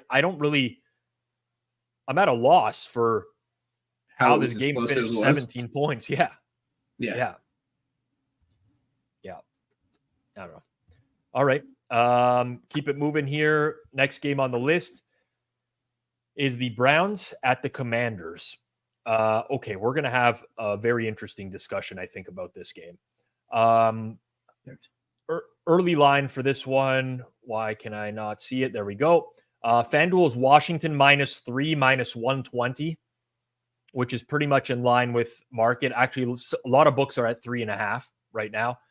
And the total at 43.5, shaded towards the under. Okay, I never wanted. Again, Washington, Arizona took under money this week. A lot of it. Why? I don't know. I didn't get that at all. Okay. Like, so the conversation I want to have here is a few things. One is, does Cleveland consider a quarterback change? Because I have an opinion on this. And also, does Cleveland's offense look different if they get their tackles back and or David Njoku back next I week? think if they get the tight end back, that helps them a lot. I think he's just a big part of kind of like their check down offense. Like he's had good chemistry with Flacco last year. It was a big part of what they did. I mean, they need help at offensive line, but Watson misses so many throws. Underthrows deep balls when he does throw deep. It's not a good look. And if Washington gets out to a quick 17-0 lead, would I be shocked if they go to the backup? No. So I would upgrade the Browns if Jameis started. I do believe that. I don't think Watson played bad today. I thought he was okay. Not great. Maybe it's just because it's relative to other terrible games he's played. Yeah, that's where I'm at. So I would upgrade them with Jameis. In fact, if Jameis was starting, I could not click this over fast enough. Oh, like, same. That's why I want to hear that he's going to play. So you're going where I was going to go. Okay, great. Right. Now, anytime you're down, starting left tackle, starting right tackle, your starting right guard is on IR. That's going to affect the quality of your offense, no matter what. And that's happening. So I do think that there's upside here on the offensive side of the ball if they get any sort of offensive lineman back for next week, especially at tackle. But to me, this is low for what like Washington's defense showed up today. I don't think you're going to get that out of Washington's defense consistently. Like, this is a bad defensive unit. Really bad. They played a game today. Yeah, they did pretty well. Do you think it was more an indication of Washington being good or Arizona's offense being a little fraudulent and kind of showing up against teams that aren't so good? Combo? Yeah, I'm not huge on Arizona like some other people are, I would say. Yeah. They're I talked about that this morning as well too, but Arizona's D is quite bad, and I think it's unrealized how bad it is. This is definitely an upgrade for Washington's offense, without a doubt. With that said, I'm a big believer in Washington's offense right now. I think they're going to move the ball on a lot of teams. They really do a great job of avoiding negative plays, which is huge. I know they haven't played a defense. I get that. They've played the Bucs, they've played the Giants, they've played the Bengals, they played the Cardinals. This is going to be a step up. But you know what? Fuck, the Raiders even moved the ball a little bit on the Browns today. Like, it's not the Browns defense that is like this impenetrable force. You know what I'm saying? It's not what it was last year. Yeah. It's not. I actually kind of enjoyed watching their defense play last year. This year, it's just been kind of on the field a lot. I mean, well, because last year they played like half the backup quarterbacks in the league, and they just teed off on every one of them. Yeah. Washington's offense is insanely efficient. They got to have the best EPA per play in the league now, right? Offensively, non-garbage. So. Actually, it could be Minnesota, or maybe Buffalo entering tonight, but it's got to be top 3. I can't think of another offense that would be there. Even still, I think this is going to take over money and at least go to like 44 and a half. I would think so, but the look ahead total was 41 and a half. There's been an adjustment up. I think Washington's like a dead nut over team. And the one thing I will say, bottom right, like on RB, exactly. And the Browns, Clive. Okay, Deshaun Watson threw like an 85-yard touchdown pass to Amari Cooper that got called back on a phantom penalty as well. horrible. Like these like plays that happen that are not in the box score, to me, are very important, because like people just forget they threw a huge touchdown to, it was a breakdown in coverage, wide open receiver, but they have that. There were the drops, like the greatest throws Deshaun Watson made today were dropped. Amari Cooper, like I don't. Well, who dropped the one that was like looked like it was right in his gut, and then it bounced and it ended up getting picked? Who was the receiver there? I think it was Cooper. It was Cooper. Okay. There was one Cooper drop. I think there was a bad Jerry Jeudy drop, if I recall. Yeah. Bills definitely do look dead in the water, by the way, James. Bad bounce back. Can't win them all. Hopefully Lamar just keeps throwing. We'll get at least the completions at some point or another. Also, you know what? The Ravens have done this like a dozen times before. I will not call a Ravens game over until it's actually over. It's got to be zeros on the clock. Yeah. Washington is another one of those teams where, like, I do think that there's going to be this is a big overreaction. Like, Washington's not that good. Their offense is really good. And yes, it's been bad defenses, but there's not too many great defenses in the league anymore. And I don't think Cleveland's is great right now. I really don't. No, it seems like the way that Washington's running their offense, they find ways to get, like you said, they avoid the negative play. Jane Daniels finds a way to scramble and turn something into nothing, or, big plays too. But he's been great, like in his decision making. Threw one bad ball that I remember today, but that was it. The interception was like he forced it. He had like a wide open route underneath and put a little bit too much air on it. It wasn't great. The thing for me is that he's just like, I don't have like this predetermined buy. I think it's actually one of the things that I like about not watching and following a ton of college football. I watch a few games here and there. I watched Georgia, Alabama this week. It was a great game, but I don't see enough of these guys to have like this hard stance of like, this guy's going to be great in the NFL or whatever, right? I don't have enough of those games. And so much of what I heard about Jaden Daniels coming into the league was he's going to be a bust. He takes too many sacks, everything. Bad processing. You would never believe that this guy could possibly be a second overall pick with the way that people were talking about him.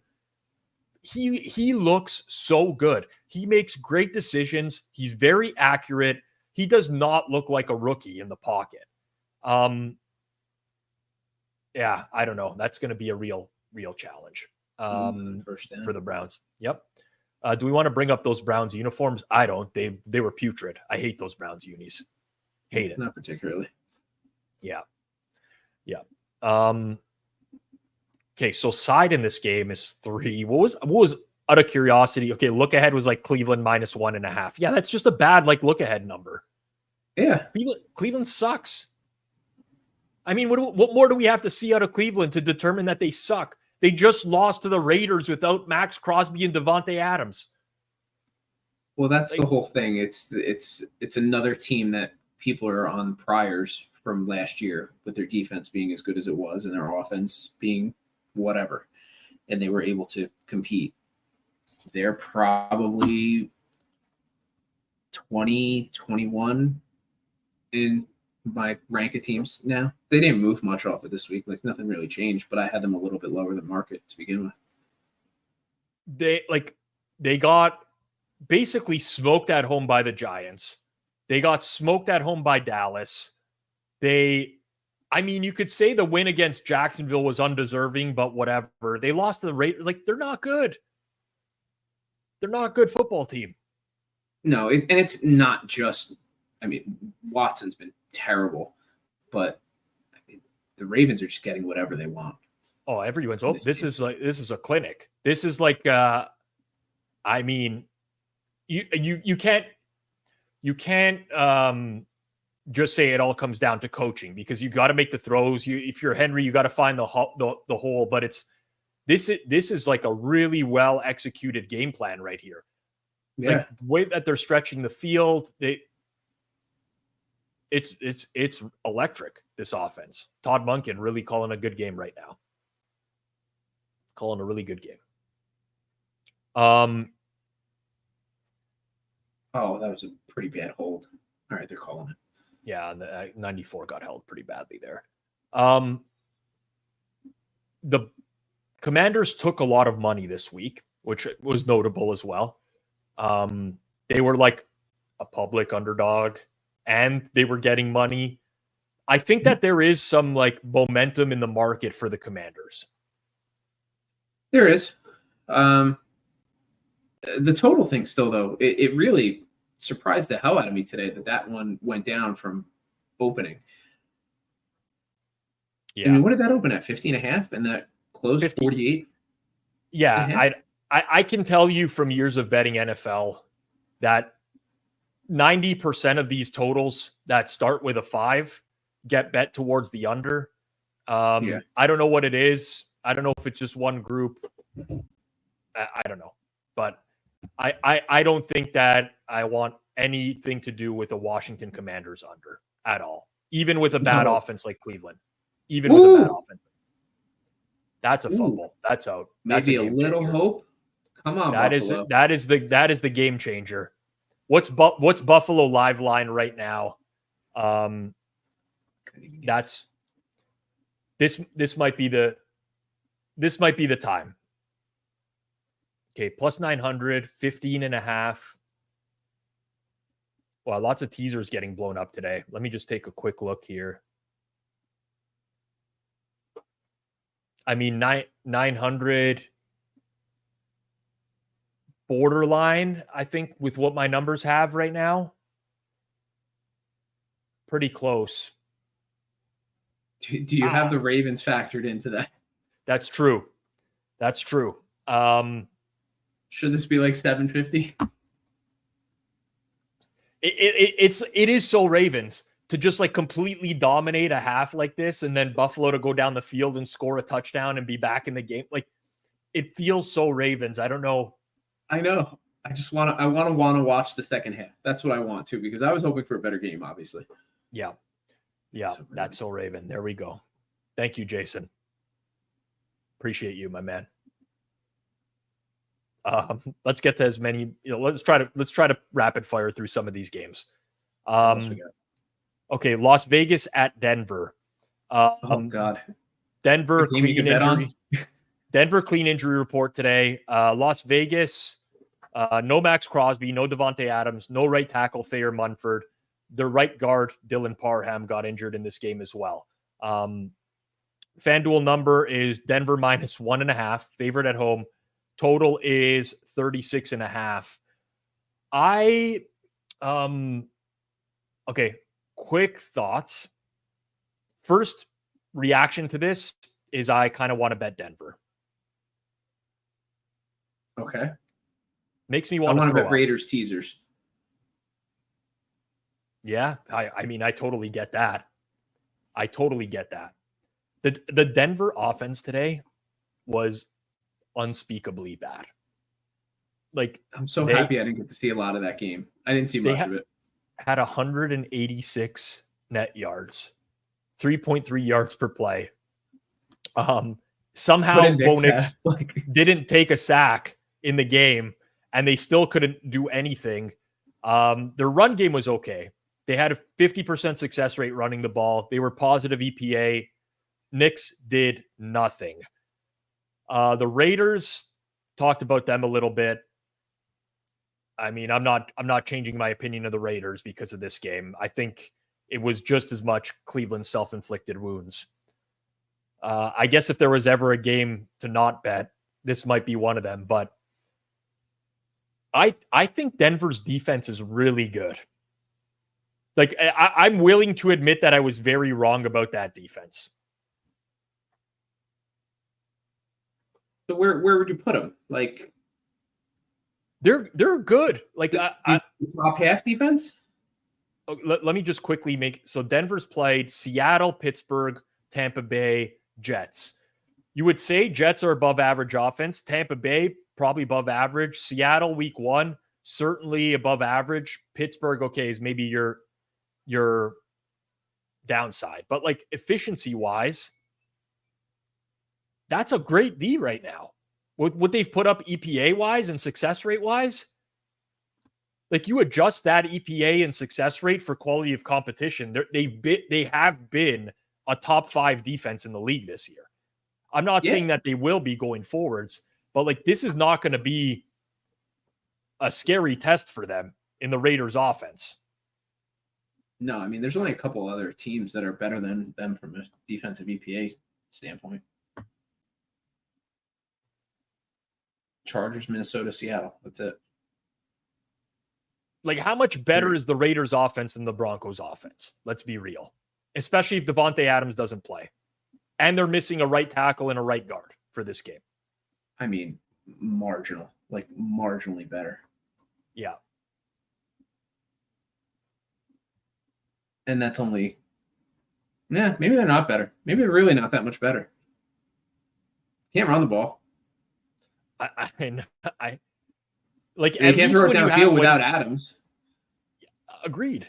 Like at least when it gets to one of those games where the quarterbacks can't do anything, Denver I can actually rely on to run it successfully. What did Brock Bowers do today? I saw him get an early look and a terrible drop. But he dropped a wide open ball is what he did. Whole lot of nothing is really what it came down to. Oh, Shakir's back in the game. That's him right there, right? Yeah. Yeah. Are they going to go this time? Do you think?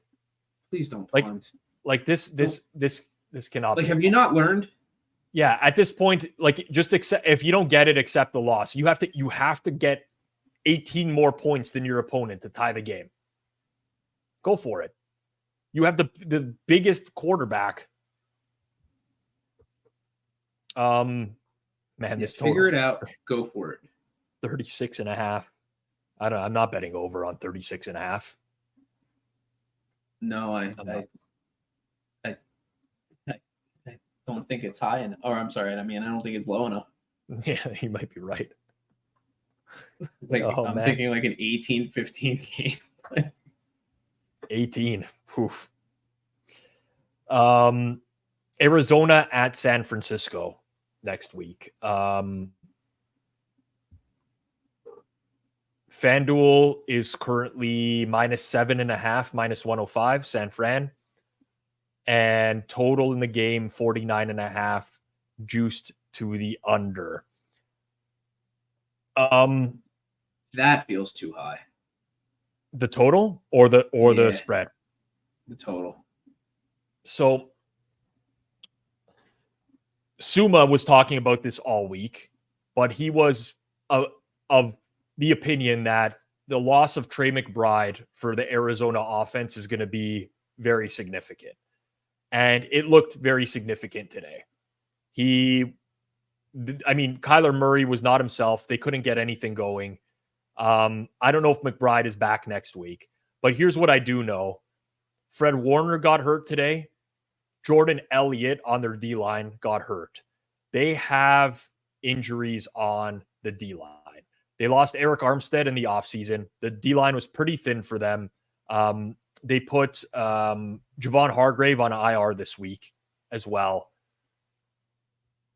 Looks like Baltimore called a timeout. This is going to be tough. More injuries than I knew about, in all honesty. It still feels a little high, but it makes more sense.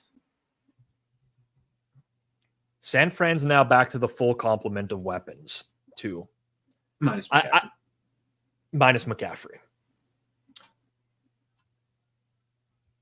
Oh, my God. They tried to take back-to-back timeouts, Baltimore. Got a defensive delay of game. Unbelievable. Auto first down.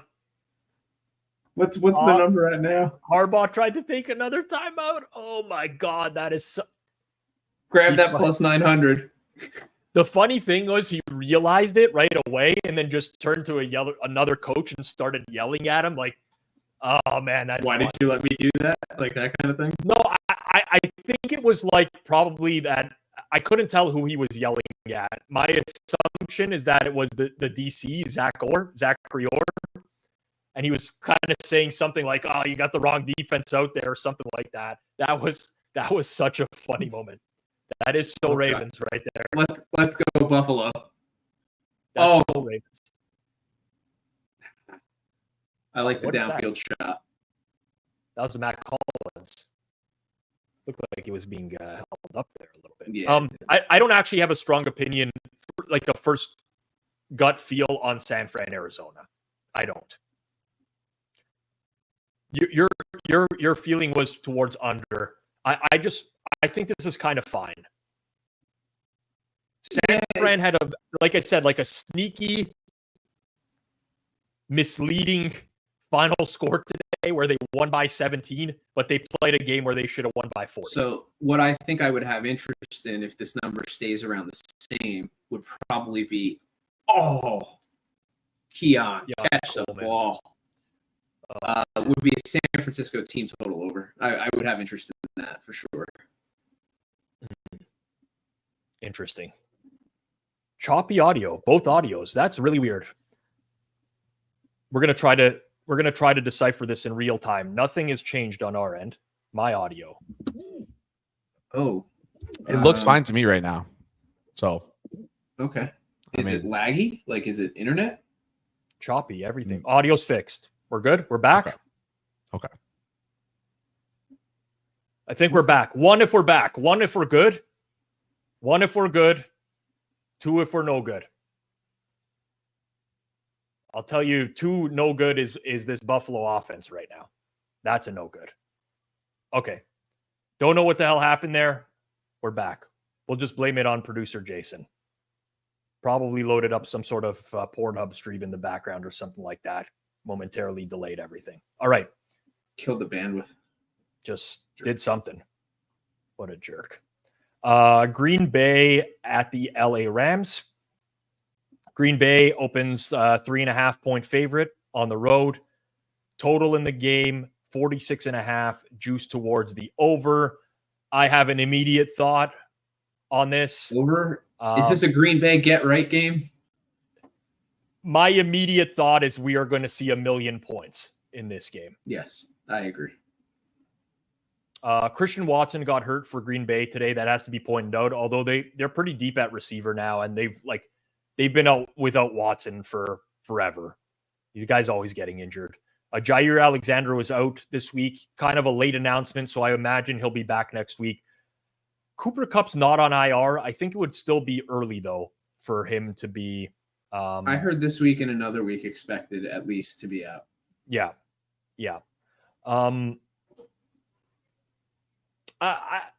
So the Rams have a brutal defense. I'm just like, I don't know how else to sugarcoat it. I know the Bears didn't score a lot today. It took Jordan Love a while to get in the game. By the way, I don't want to absolve Jordan Love from being absolutely brutal in the first half of that game. He sucked, got it together in garbage time. But this is one where I think it's on the wrong side of 47. This has to be above 47, in my opinion. I think this might close at 48, 48 and a half. Depending on injury reports and shit like that. I don't. Yeah. I mean. I don't know how the Rams don't have more points against them this season. I really don't. I agree. But this is McVay against LaFleur. Good offensive game planners. Stafford is amazing. Even when he faces pressure, he should have got, again, not sour grapes. I just call it as I see it. I try to remain as impartial as possible. There was a play where he clearly got smoked after the play. Should have been a personal foul on the Bears for unnecessary roughness. He just takes hits and gets it going. He played like Favre is a good way to put for Jordan Love today. I think this is too low of a total. I do too. I'm surprised it's opened here. I usually don't have moving. Yeah, I usually don't have a strong opinion immediately. I mean, we've had a couple of them today. Well, look ahead total in this was 47.5. Again, what makes you think it's going to be less? Yeah. Is it Rams ineptitude or because why the downgrade? I don't understand. I don't know. That doesn't make any sense to me. Little puzzling for me. Moretto brings up a good point in the chat. You won't hear me say Moretto brings up a good point too often. Devontae Wyatt hurt as well. All right. It opened 46, bet up. Good to know. Makes sense. 46, no bueno. New York Giants at Seattle. New York Giants at Seattle is going to be an interesting one because we haven't seen Seattle yet. They play tomorrow night. But you get the team on extra rest versus the team on short rest. Love when the NFL does stuff like that, by the way. Giants Thursday night football, Seahawks Monday night football. Most importantly, we're going to need to know if Malik Neighbors is playing in this game because that guy is their offense right now at this point. Yeah. It's like when they had OBJ. It's really no different. Like, that's all. Just feed him the ball and try and figure out a way to get him the ball. Singletary played reasonably well this week, too. Yeah. He didn't have a back-breaking fumble. Or did he? Almost did. He was down by contact. What was funny? So Dallas obviously lost Micah Parsons and DeMarcus Lawrence in that Thursday night football game. Daniel Jones' average depth of target was 9.8 yards. Daniel Jones is like the guy that tries to throw downfield, but he can't throw downfield. Yeah. He's just woefully inaccurate on all these downfield throws. I don't know what we're going to do here. I honestly don't know. We'll have to see what happens to Seattle tomorrow night. I've soured a little bit on Seattle, considering like their friggin' entire defensive line is going to be out for the game. I still kind of would lean that way, but nowhere near the conviction that I had earlier in the week. Leonard Williams, Uchenna Nwosu, Byron Murphy, Boye Mafe out. Jerome Baker probably going to miss too. It's ugly. All right, we'll keep it moving with Dallas at Pittsburgh, Sunday night football. I mentioned Micah Parsons, DeMarcus Lawrence injured, Kalen Carson, their starting corner is injured. I think Deron Bland is eligible to return from IR, but I don't know that he's ready to do that. Injuries on the Steelers side as well.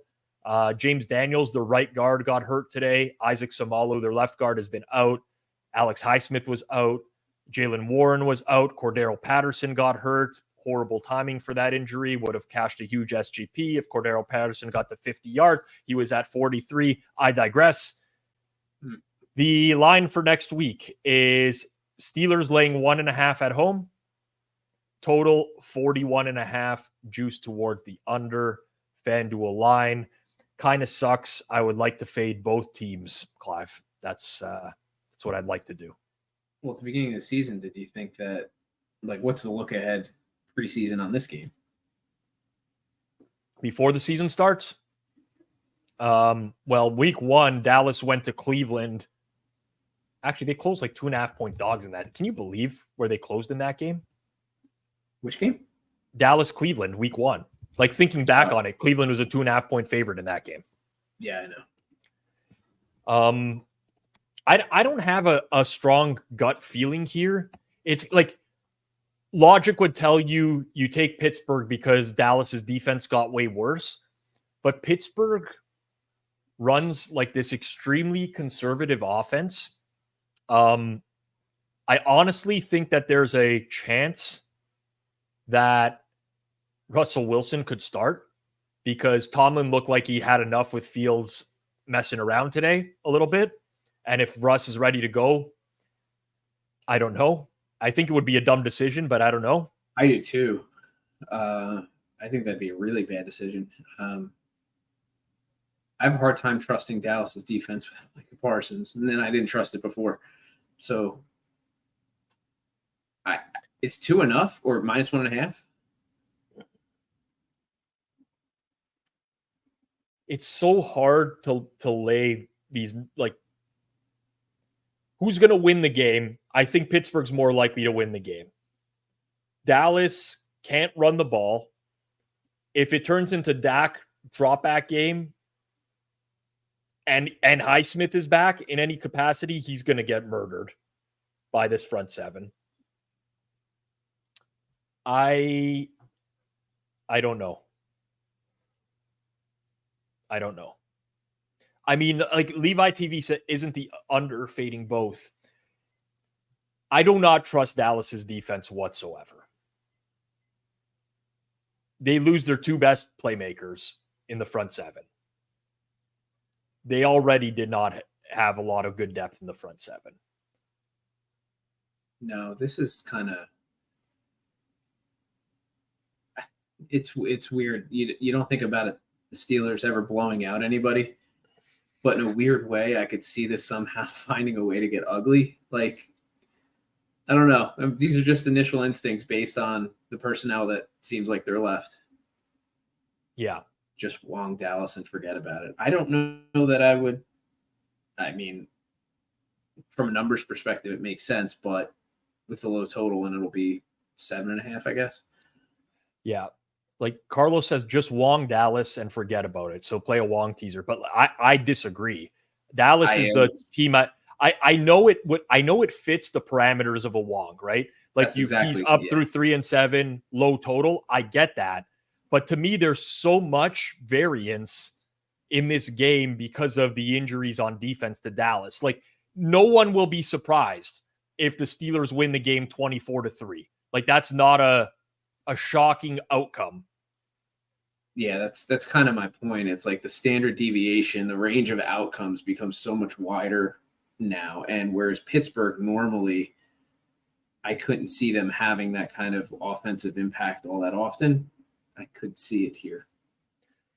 The Cowboys are my team, and it feels like the market is finally, I mean, it took 2 key injuries on defense, but it feels like the market has finally caught up to the fact that they are not good. Like they're not. Yes. I mean, they could have covered against the Giants if Brandon Aubrey. By the way, people are like freaking out. Brandon Aubrey missed a 50-yard field goal to cover the spread. It's not like it was a chip shot. I mean, I know it seems like a chip shot for the guy now, but Dallas not good. They're not. All right, let's end it off here with Monday Night Football next week, which is the Saints at the Chiefs. Obviously, huge injury for the Chiefs today. It's feared Rashee Rice has torn a knee ligament.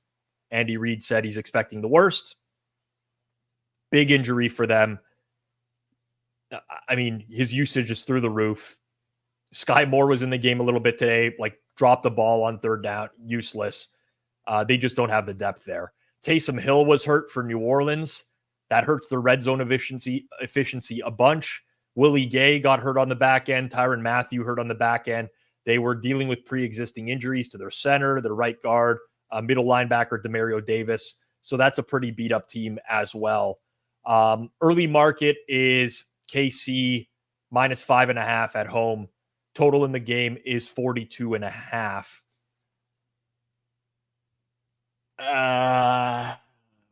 Like KC's offense is, I don't know, man. I don't know. Like Spags is going to dial it up against this Saints defense. Maybe the under is 42.5 is just so low though for a Mahomes game. Yeah, you know? It is. But well, I mean, again, it's Mahomes, but where is the Chiefs offense right now relative to what we saw today? Meaning, what's the best way to say this? The Chiefs offense did not look good today, right? Understatement of the year. Although, like, somehow the Chargers defense has been really good this year. Sneaky good. Yeah. Kansas City without Rashee Rice and Atlanta's offense. How different are they? Because Atlanta didn't do shit today offensively. They got points off of, like, strange shit happening. Yeah, they connected on some deep passes, but I would say, like, overall, their passing game was pretty brutal. Like, their yards per play is skewed a lot by a few big connections downfield. But from a success rate standpoint, like, they were 39% success rate on offense. The Chiefs were better than that. They were 46% success rate today. They just turned the ball over a couple times. and looked fairly inconsistent. Had to pick up some big third downs. I mean, I have so much respect for the Chiefs coaching staff, and I think Carr is a pretty easy quarterback to scheme against. Yeah. But if I'm remembering correctly, well, Carr can have some really ugly games too. So yeah. I could see that happening. I'm kind of with you where I like the under more than I like either side. I don't know that I want to say that I like the under because it is a low total. Like you don't really see those totals for Mahomes anymore, but it does feel like a lot of the explosiveness from that team is gone. I mean, maybe like 5.5 isn't really a super valuable number. So I don't think you need to go out and grab that anyways. And I have no idea what way the market's going to go, but a 6, I would pretty quickly, I think, click New Orleans if a 6 flashed. Yeah, I think so too. Yeah.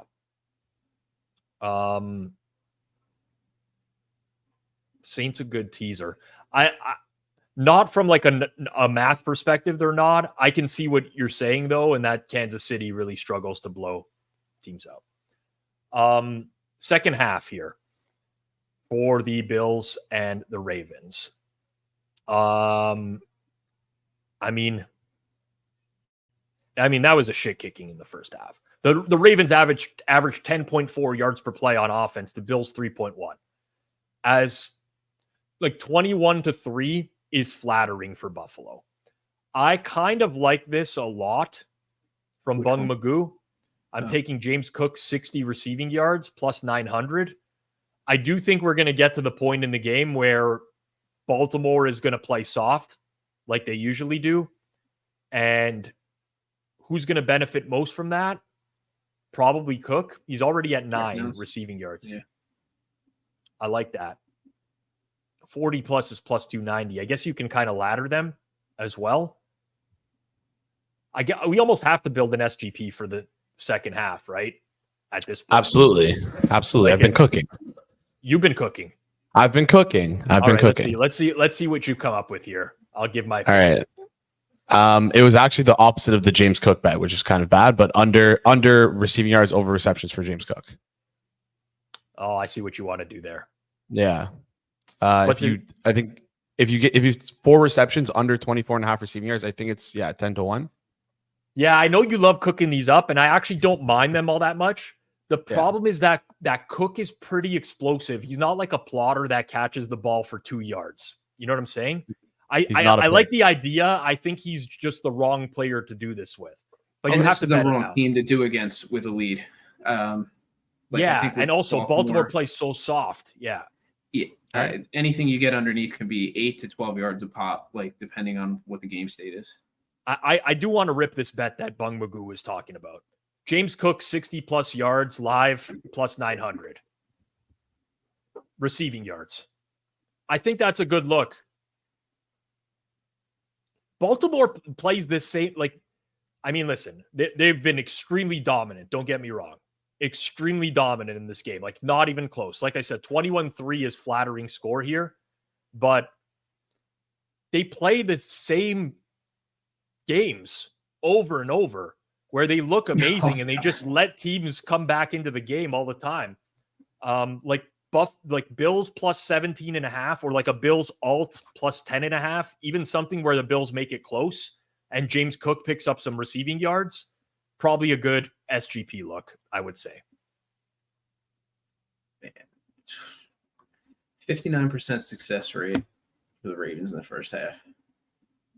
Marcus is going wild here. Allen, 200 plus yards. Kincaid touchdown. Shakir touchdown. 29-1. Comeback starts now. I mean, listen, it's not beyond the realm of possibility. Yeah, something like this. I know it doesn't pay a lot. 7-1. Baltimore gets the ball first. I get it. I've seen Baltimore play this same game 100 times, and maybe McDermott actually won't punt in the second half now on every 4th and short. Like, who would have known you have the best short yardage quarterback around? Well, if you don't trust your team in those spots, like offensively, like unless you're doing something super meta where it's like, you know what, we might see these guys in the playoffs. I don't want to show them plays. Like, I can't imagine not going for it in those situations. What did the surrender index say? Did anybody in the chat like look it up? Because I'm curious. Yeah, those might have been shit. That would have been. MB Coleman over 12.5. I just don't want to cheer for Coleman because I'm on some pregame unders. So we got the second half kickoff here. Taylor Rapp is out of the game, by the way. Bill safety just announced as well. So he will not be returning for the second half. They were already without a backup safety there, I think, Mike Edwards. So pretty thin at safety. That could be ugly. Clive, appreciate you, brother. Good time. All the best. We'll chat again next week. All right. Good luck, everyone. Clive Bixby, everyone.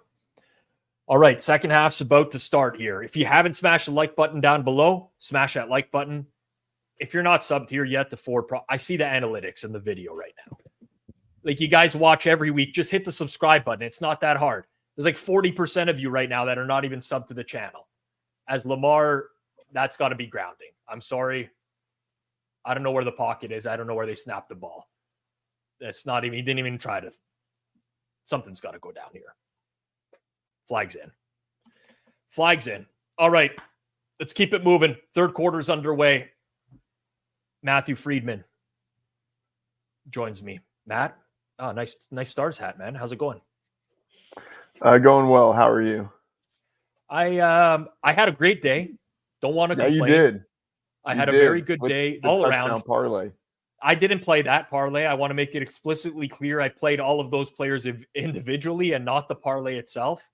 Producer Jason did play the parlay. But it was a good day nonetheless. Got me some new sunglasses. That's it. Yeah. Yeah. That'll pay for Jason's all his fantasy losses from this year. You've been watching since the beginning of this game? I've been tracking it a little bit in the background while I've been updating power ratings for all of the earlier games. So watching it would be a slight exaggeration, but I've been loosely tracking it. And it's just been one way. Like, this is really surprising. Like, if you had told me that one of these teams had really super efficient quarterback play in the first half with like multiple receiving touchdowns with running backs, I would have been like, oh, Bills, easily, right? And it's just like not at all what I would have expected. The one thing I will say is that it's not like this is impressive, but I feel like Josh Allen is a little bit different this year than he was previously. And some of that, I think, is the change with the offensive coordinator, but like he's not ripping the ball the way that he used to. Like, it feels like he's turned into a little bit of like the shell shocked Aaron Rodgers who doesn't want to throw an interception above everything else. Like, for him yet to throw an interception this year, part of it is like, oh, he's playing really well. And prior to this game, he was playing at MVP level. Part of it also is just like he feels like not the gunslinger that we've seen previously. I would agree with that. I would agree with that. This game was, I don't want to say decided with a few coaching decisions because it's not decided yet. There's still plenty of time to go. Baltimore goes 3 and out here on the first drive. But McDermott punting on like 4th and short at midfield. I mean, he did this twice in the first half. You have like a massive quarterback. Like, spread it out. Have this guy run a draw, and you're basically picking it up every single time. I don't know what else. You sneaks as well. I mean, Jason just brought up the Ben Baldwin bot over there as well. But it's like horrible decision making. I don't really understand. You have a quarterback playing at an MVP caliber level who should be very efficient in short yardage situations, and you're punting the ball. I didn't really like that from McDermott in the first half. Yeah, it's a real Antonio Pierce type of vibes going on, which is, I guess, that's just like maybe something that's in like the defensive coach, like defensive head coach DNA or something like that, to where it's like they're going to play a little bit more conservative. And I guess I get that maybe if like Gardner Minshew is your quarterback. Right. but not when Josh Allen is your quarterback and he's like the MVP front runner and you've been blowing teams out. Yeah. So Matt, you were saying you're updating your power ratings now. What's your process? Like, are you betting right now for this upcoming week? Do you take a look at the early lines right away? How early in the week are you already thinking about next week? Yeah. So I tend to, I don't bet large figures of money, just very transparent about that. So for me, like, it's fine to like start to take a position on something like in the look ahead market if I really like a side there.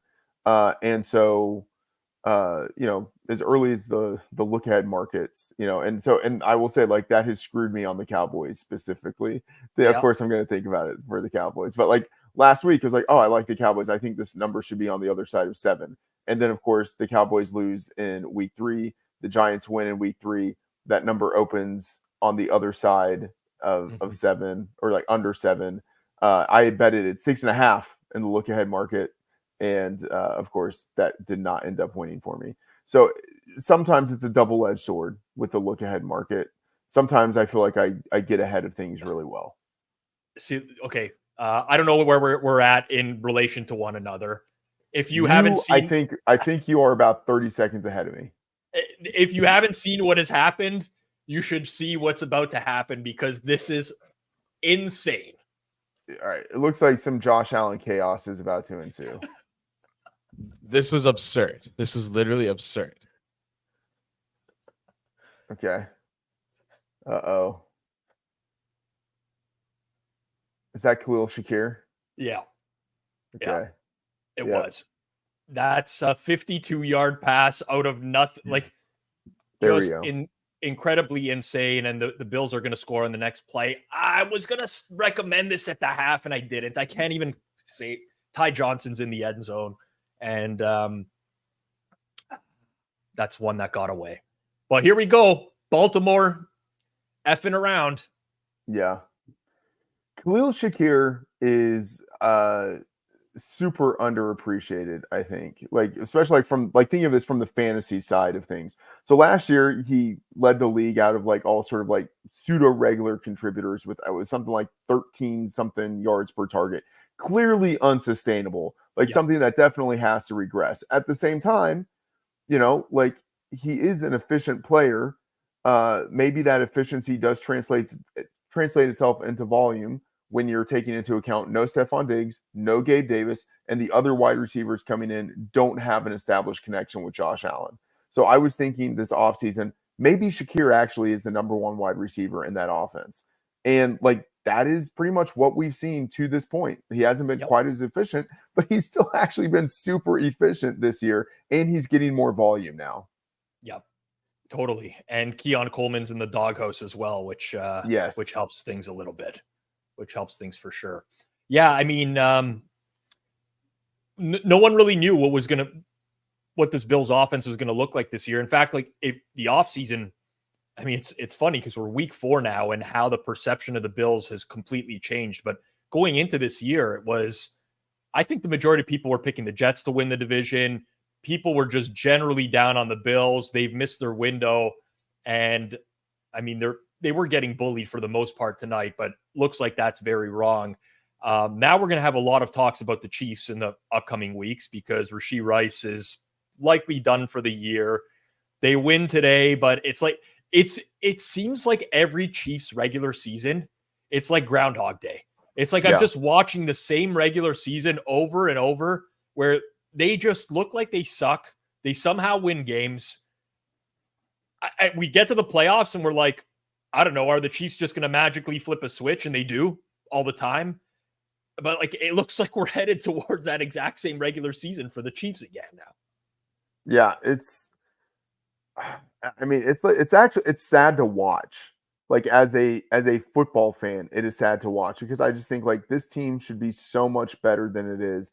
If you have Mahomes, you have Andy Reid, even if you're saying, okay, Kelsey is closer to washed than not, like he can still be very serviceable within an offense, but it is ugly. Like it is going to be Juju Smith-Schuster in the slot, which no one wants to see. Justin Watson running wind sprints out wide.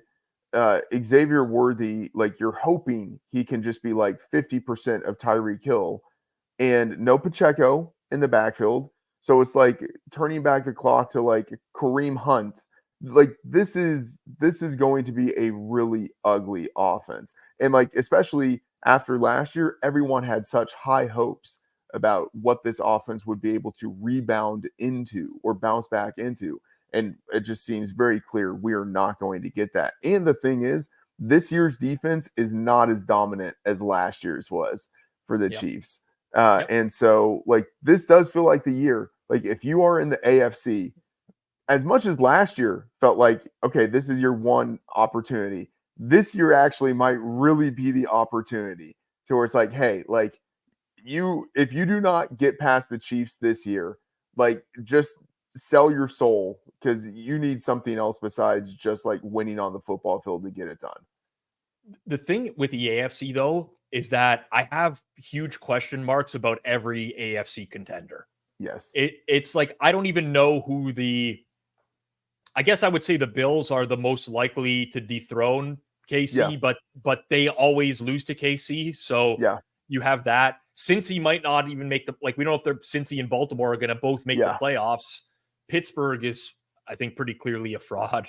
Yeah, the Texans don't look the way that we would have imagined they would. Right. Yeah. The Jets have like a game last week where everyone's like, okay, this offense, and then they lose to the Broncos, right?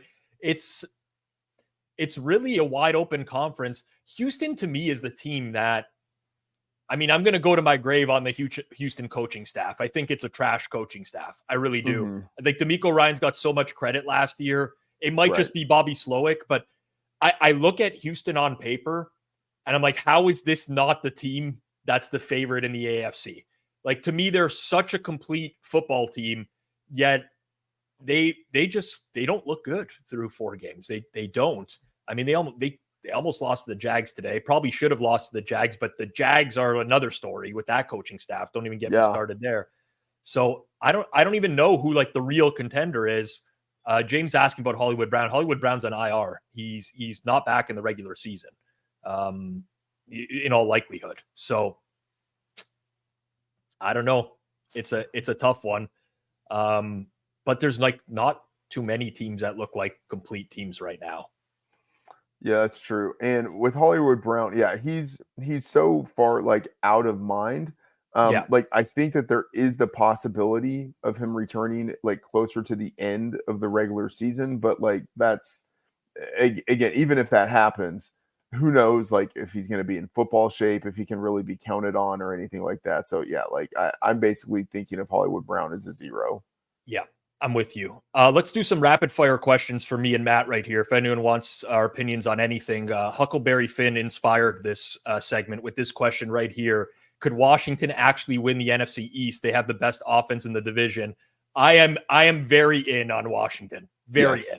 Yes. Yes. Yeah, I will say, so I got all of my preseason / offseason investment through Jaden Daniels' investment, like whether that was offensive rookie of the year, the over on his rushing prop, the over on his passing prop, him as like my de facto like number 1 late round quarterback target in fantasy leagues. So like that's the way that I would say I'm already like maximally invested, but it's all just Jaden Daniels, because my thinking was like, even if he is awesome, it still might be hard to win that division. But it looks a lot better now than it did starting the football season just a month ago. It's very live. Like, it's live. We're both Cowboys fans. We like Parsons and Lawrence being out is a disaster for the team. They're already. I already didn't think they were good, and this is just going to be another hill to climb over. Philly has a bye at the right time, which is nice for them, and I still think Philly will win the division. But yeah, Washington 3-10, right? I like Washington's chances to win the division more than Dallas right now. I'm like, they have such a good offense, and I know they haven't played anyone. Like, they haven't played a good defense. It's been bad, but they just move the ball so consistently and effortlessly. And if you have a great offense in the NFL nowadays, it gets you so far. It gets you so far. So I'm very in on that. I know. I mean, look, it's spoken like a true Cowboys fan to be like, this team is trash. The Commanders and should be favored to win the division. No, but it's. I mean, I understand. I understand. Like the Cowboys are extremely vulnerable right now because they are so top heavy and some of their best players are injured. And then like Dan Quinn, as someone who like does know the Cowboys organization well, like I feel like that might give him a slight coaching edge going head to head. And then Jaden Daniels, it feels like he is the type of player who could give the Cowboys defense a ton of problems. So I understand the thesis, and like I don't disagree with it. You know, at anything like longer than 3-1, I think there's probably some value there. Yeah, I would like, we're gonna see something this. So they play Cleveland this upcoming week. They're favored by 3 points right now in that game, which is, you know, night and day difference from a week ago. This is kind of the first real defense they're facing. I would argue that the Browns defense is a little bit overrated as well. But I mean, if they go through, they punted once today and they turned the ball over once today. Aside from that, just incredible all around numbers. 58% success rate, 449 net yards. They went 9 of 12 on third down. They pick up 29 first downs in this game. Like just insanely good offensive numbers. We'll see more about them next week, but I'm kind of in love with that offense right now. I'm not a Cliff Kingsbury guy, but it's working. You know, I mean, some of it, yes. Like, I don't want to get too ahead of myself with any Cliff Kingsbury enthusiasm. But like, I will say, I think that he has done an admirable job of not delimiting Jaden Daniels the way that like a super conservative offensive coordinator might be inclined to do. Like with something like we see with Bo Nix with the Broncos, to where it's just like you're throwing it behind the line of scrimmage every time, you know, like Jaden Daniels is able to function at near peak capacity within the Cliff Kingsbury offense. And like that feels like for Cliff a development. But yeah, and to your point, like what we would have expected with this line and where it was, like in the look ahead market, Cleveland was favored by 0.5 point. And now at some books, this is already on the other side of 3. Yeah. And so like I would say like there are some books where it's like a little juiced of a 3, like -120. I still might be thinking about grabbing that because like I can see how this moves to 3.5 across the market. Secretly with that game, I don't think it's going to happen. I don't think that the Browns are benching Deshaun Watson because they pay him too much money. But if Jameis starts that game, I cannot click the over fast enough. Like I will click it absurdly fast. It needs to happen. They need to bench Deshaun Watson at some point. I don't want to put the whole blame on him. I watched a lot of Cleveland Raiders today. Cashed the Raiders on horrible bet, like horrible number before all of the news came down. What are you going to do? Sometimes, me too. Yeah. Me too. I got super lucky with that. And, you know, Deshaun made some good passes today, right in the arms of receivers. They were dropped. One of the picks was hysterical. It was like the best throw I've seen Watson make all year, in tight coverage, right on the money, bounced off of Amari Cooper's chest up into the air. You know, that was an interesting one, but we'll see about that. Let's see what else here. We got first head coach fires, guys, Peterson or who? Would love to hear your thoughts. If they lose to the Colts next week at home, I could see Peterson getting fired. Yeah, it feels like there are maybe like 5 coaches who deserve to be fired basically right now. And so it's just hard to know about like which owner is going to pull the trigger. But yeah, Peterson, I think, would deserve to be the front runner. Sirianni certainly is not doing himself any favors. Yep. I'm agreeing with you there. We'll see. Like the bye week, actually, like they're not going to fire him, but the bye week would be the time to fire him. Agreed. If they had a bye week, like in week 6 or 7, I could see Sirianni being fired over the bye. but it's too early right now, and he gets the Right. benefit of the doubt because of the injuries. Yes. I think McCarthy is a sneaky option as well. Ooh, I don't think so. I mean, yeah, I understand. You don't see Bill it. Belichick coaching the Cowboys second half of the year? Okay, let's actually entertain that scenario, because like I was someone who wanted them to bring in Bill Belichick last offseason. How feasible is it really to bring in someone from outside the organization, like on a bye week, or even if it's just like short, like a mini bye, and have that person install a new system, install a new defense, install a new offense?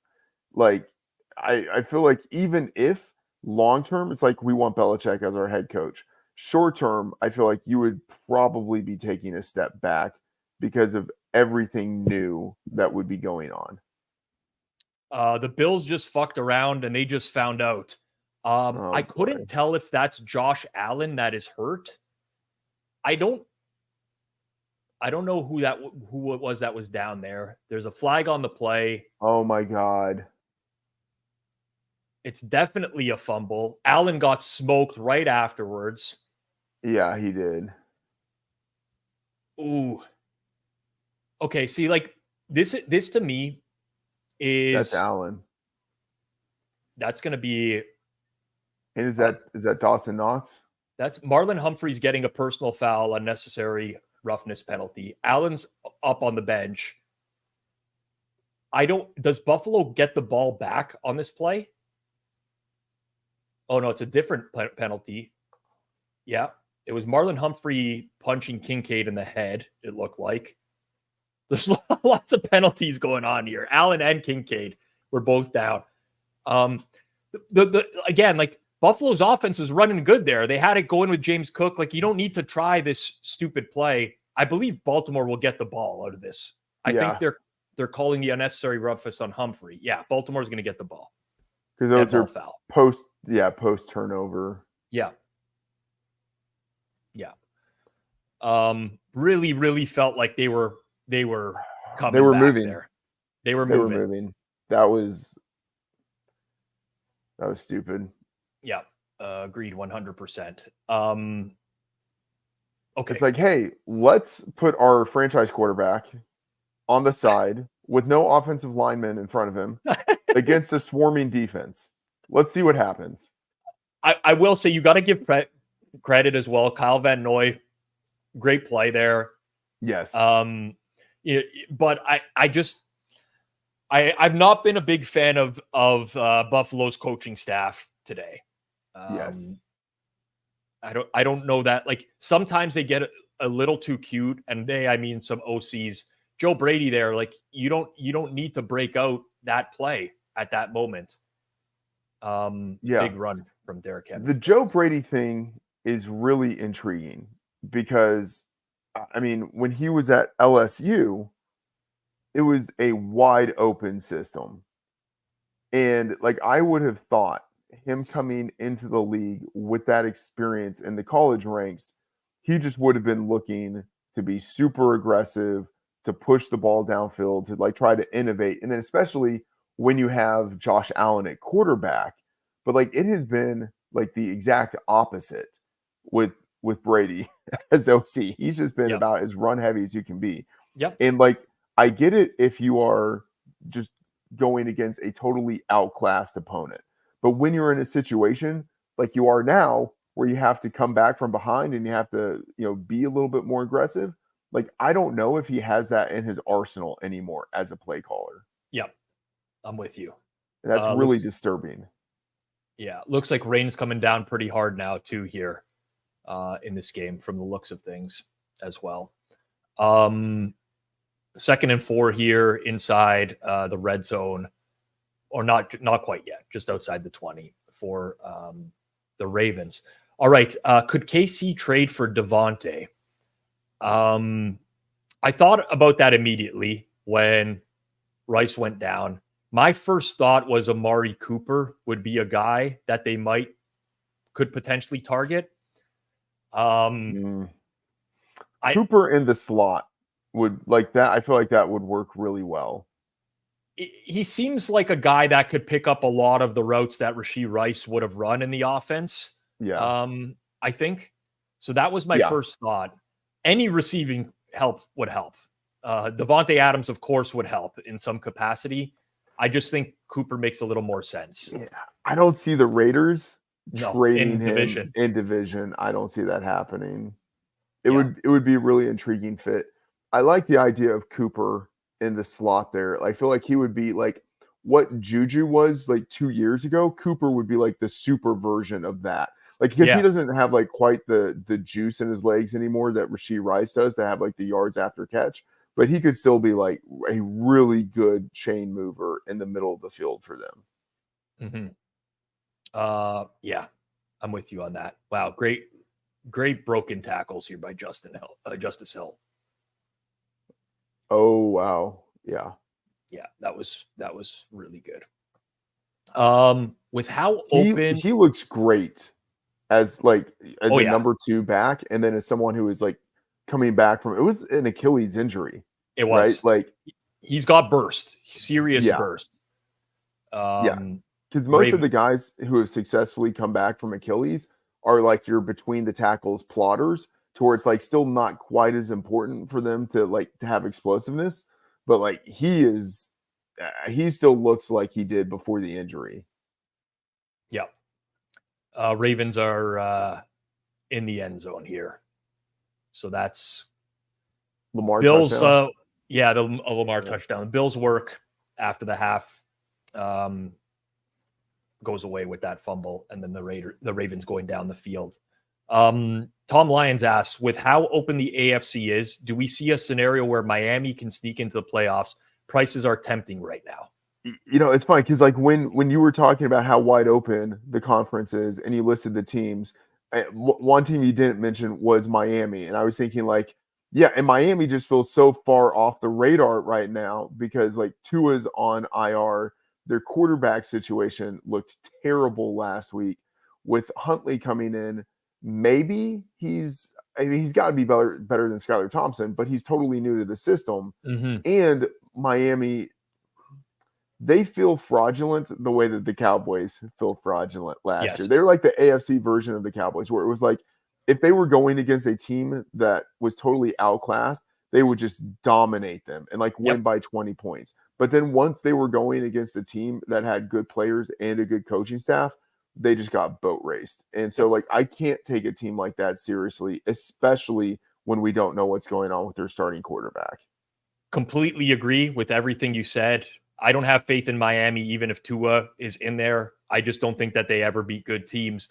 It's funny, I do Miami radio every week, every Wednesday, and that market has turned on Mike McDaniel so quickly. Like they are just all calling for his head. You got to run the ball more. You can't run these gadget plays on offense with the backup quarterbacks. I get it. Tim Boyle is like, not only is he not NFL caliber, like he's not professional football caliber anymore. Skylar Thompson is bad. We'll see what they get out of Huntley this week. I'm interested in that, but I'm just not a fan of the Dolphins all around right now. Yeah. And the thing is, like, Jalen Ramsey is not even Jalen Ramsey anymore. Not at all. He seems like he doesn't even have the speed to play corner anymore. Like he should be a safety or something. He should be a safety. They are entering this week. They are number 32 in defensive pass DVOA against number 1 wide receivers. That is so bad when Jalen Ramsey is your shutdown corner. For sure. And now Kendall Fuller's hurt on the other side. Yes. Teron Armstead's hurt on the O-line. Like Miami is up against it. They're up against it. It's hilarious actually seeing the Miami spread, and it's like no one has any faith in Tennessee right now. Yeah. I mean, if that number gets to 3 by tomorrow, how am I not going to take the Titans? Like, I don't know how I'm not going to be able to. I might have to do it to myself again. Yeah. I mean, I will say, like, I'm on the Dolphins, but like a lot of that is just like I am so pessimistic on the Titans that I feel like almost any quarterback play that they get out of whoever it is. And so in this instance, it would be Huntley. I feel like Huntley probably better than Levis. Yeah. If not better, probably not much worse. And then I have to say, all right, Mike McDaniel, probably better than Callahan, who, like, this is something that I think people missed with Callahan. Like, he's not just a first-time head coach, he's a first-time NFL play caller. Like, the dude is trying to learn 2 jobs right now, and he's doing it with a quarterback who is certainly subpar and with an offensive line that cannot be quickly fixed. That's the problem. They're calling plays that you can't call with that O-line. I have a personal opinion on Will Levis. I think he's going to eventually have like a Ryan Tannehill career resurgence in another spot, but he cannot deal with, he's not going to be the guy that overcomes this type of O-line because he's brain dead. He's going to make the stupid play all the time, but he'll get to some spot where he'll come in as a backup one time. He's got the arm strength. He can fit it into tight windows. He just has too many of those negative plays where the play is blown up right away, and he honestly doesn't know what to do in that type of situation. So that's my thought on that one. I can see it. It feels like this is sort of like digging into the past. It feels more like Ryan Mallett as opposed to like Ryan Tannehill. Yeah. Like like the fact that the NFL needs quarterbacks and still pass on Levis and let him fall to the second round, I think like says a lot. Whereas like Tannehill was still like, this guy's a project, but we're taking him in the first round. Yes, totally. I just have that.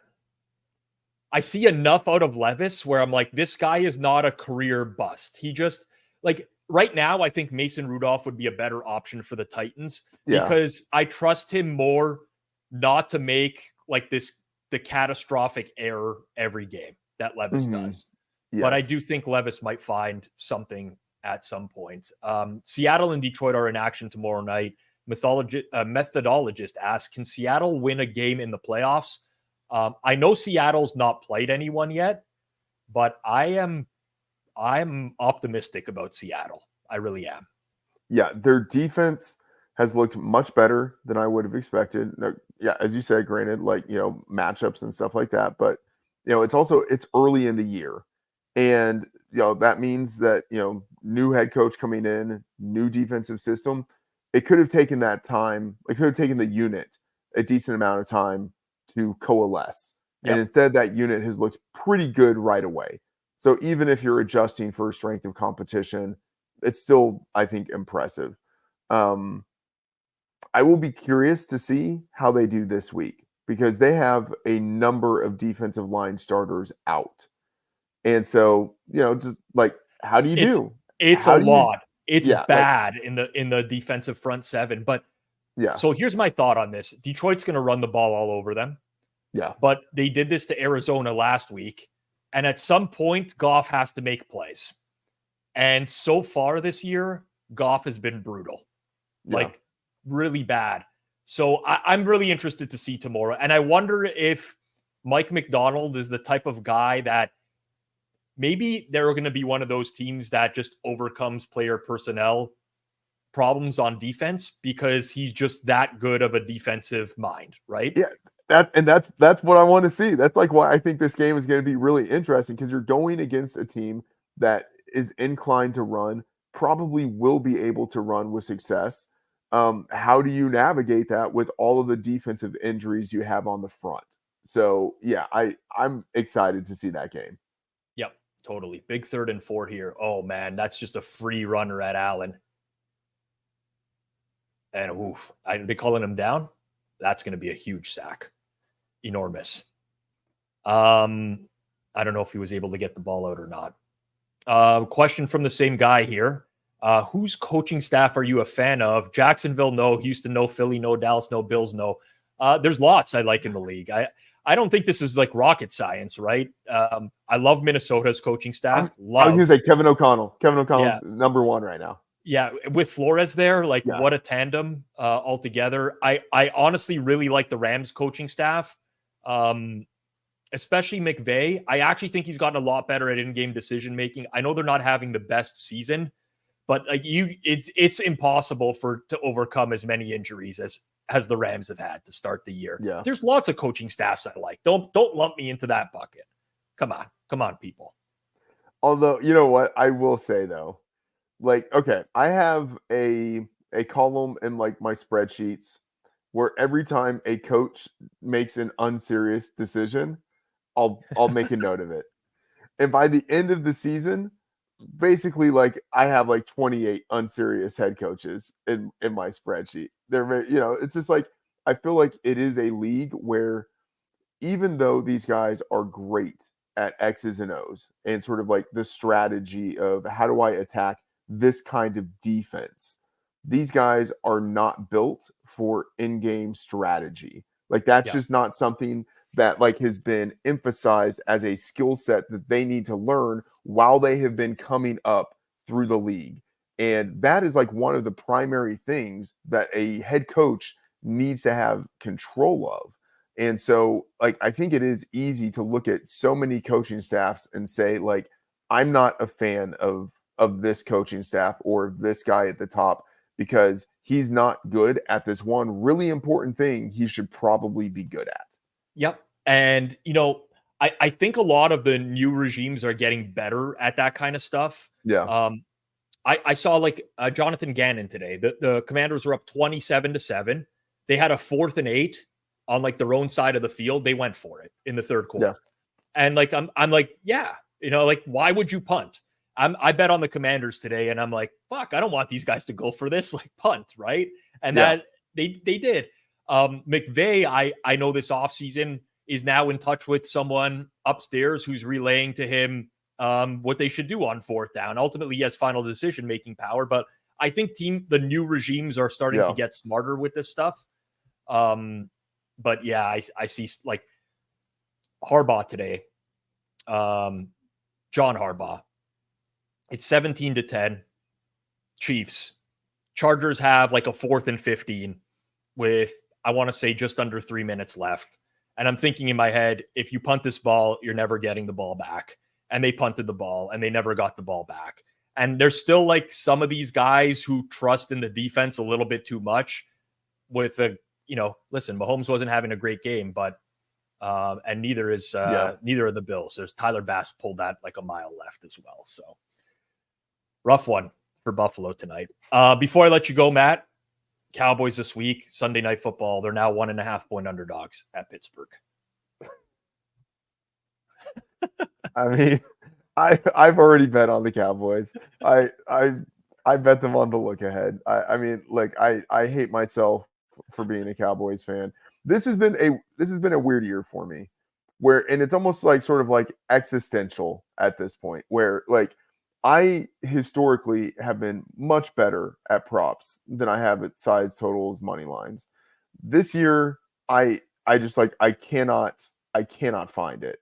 Like I'm getting killed on props, and I'm profitable right now on sides, totals, and money lines. And so the thing is, it's like my general feeling is that like that is not going to last. Like my success on the bigger markets, that is probably likely to regress to where it's like maybe I'm break even there. But like I need to find the paint on props. And it's like I just need to like start evaluating like my projections, my process, like maybe when in the week I'm betting, I need to look at this stuff because it's weird. Like it's been good on the things that I know probably won't last, but the things where I've historically been great, I've absolutely sucked. Well, I mean, at least you're doing self-evaluation pretty regularly. That's the important part. So yeah. And look, it's easy to manage the bankroll when you've already lost it all. That's a good way of putting it. Follow him on Twitter at Matt F the Oracle. Matthew Friedman, appreciate you, man. Hopefully I'll be on there for Cowboys game next week. The people will get to see me at my absolute worst. That'll be a tough one. All right, have a good rest of the night. All right, you too, Matt. Matt Friedman, everyone. Follow him on Twitter. Good follow at Matt F the Oracle. Part of the team at Matthew Berry's Fantasy Life. Great guy. Really good. This is an ass kicking right now. Derrick Henry down to the 2-yard line. Bring in producer Jason. Been very silent today, man. Well, you guys are having such great conversations. I didn't want to butt in and take away from it, especially during the first half with Clive. You guys were kind of crushing it. So it seemed like people wanted to hear that. So I didn't want to come in with my tomfoolery. You got a lot of airtime on Thursday night. You got your fill for the season on Thursday night. So maybe not the season, but for the weekend, sure.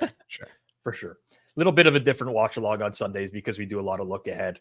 We'll bring in our good friend from The Athletic, Austin Mock, as well. Could have been in bed, Austin, but gotta watch this beat down right now. Yeah, there was a little bit of life for the Bills. And then that fumble on the trick play really like it was happening. There would be no trick plays the rest of the year. It was all happening. Like it was the Bills were going down on that, and it was going to be a 1-score game. And I've seen the Ravens shit their pants in these games over and over, but that was one hell of a play call.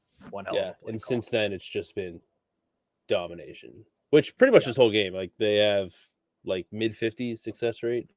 Yep. The Ravens, both passing and rushing, just absolutely giving it to them. And that happens from time to time in the NFL. I'm very interested to see where the Houston-Buffalo line will reopen for next week, because it was Buffalo minus 1.5 at Houston. And I wonder if this does much for that, because Houston is also not really impressed with Houston right now. Yeah, I was pretty, like, I don't want to say low on them, but like people were talking about like this is the challenger to the Chiefs, which they still might be, but like they can't run the ball, but they continue to try to run the ball. Yep. And like that I don't want to say like that just leaves you vulnerable to anybody, because you're just wasting, you're lighting downs on fire. So that's kind of where I'm at with Houston. But yeah, I could see a little overreaction to the Bills beatdown here. Yep. Like Rapp went out with an injury. We'll see if he'll be able to go, but excited for that one. Yeah, that'll be a good one. Paul says pros greater than Joe's tonight. I'm actually really interested in this. So I'm not a public bet percentages guy, but I'm going to pull up, I don't know, what Action Network, is that probably like the site that has the public bet percentages? I'm curious how things went today from a pros versus Joe's side of things, if that's what we want to say. So Bills, 71% of bets, loser. Okay, this week, Cowboys, 82% of bets, loser. Although, I was gonna say that one that was on the the key number of a dead number ended up being important there. It's true. Bengals, 73% of bets, winner on Bengals, public winner. Rams, 77% of bets, loser. Saints, 73% of bets. I guess depends. How do you grade that one? That's the same thing. Well, we want probably mostly, probably mostly a winner, but I think mostly winner because most people are betting on game day. Look at the fumble in the end zone here. I bet you the Ravens got it. Is it going to be a touchdown or a touchback? The good old fumble forward, non-fourth down. I mean, all the Ravens are raising their hand. Yeah, touchdown. Classic. Yeah. When it's going your way, it's going your way. Vikings, 78% of bets, winner. Loser for the pros. 49ers, 67% of bets. So it's pretty much a split day. Everything else is like 50-50 or whatever. Yeah. I'm going to look at the I'm going to check out VSiN's site really quickly just to see if their percentages were similar or if they were all different again. Need a consensus public bet percentages out there. Yeah, I mean they're all over the place on every one of these sites. Right. I don't know why I even look at this stuff. I regret doing this exercise. I feel like there's there's a tweet from you every week about how you hate like public bet percentages and you don't care about them, but somehow you find yourself into the rabbit hole of talking about public bet percentages, which They I get come up- because they're so often brought up. They come up in the chat all the time. Listen, I know most of the nails that are in the chat. They know by now that this stuff is nonsense. I know that, but we get new viewership all the time. If you're new and you don't understand why I don't like public bet percentages, I did a video on the Circles Off YouTube channel. It's called "Stop Using Public Bet Percentages." Look at that video. It's very short. It's less than 10 minutes. It will be a very quick explainer of why I don't like that stuff.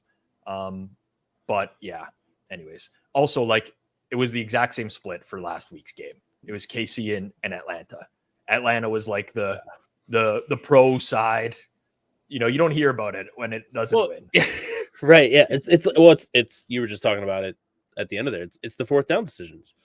You don't really hear about them when they work.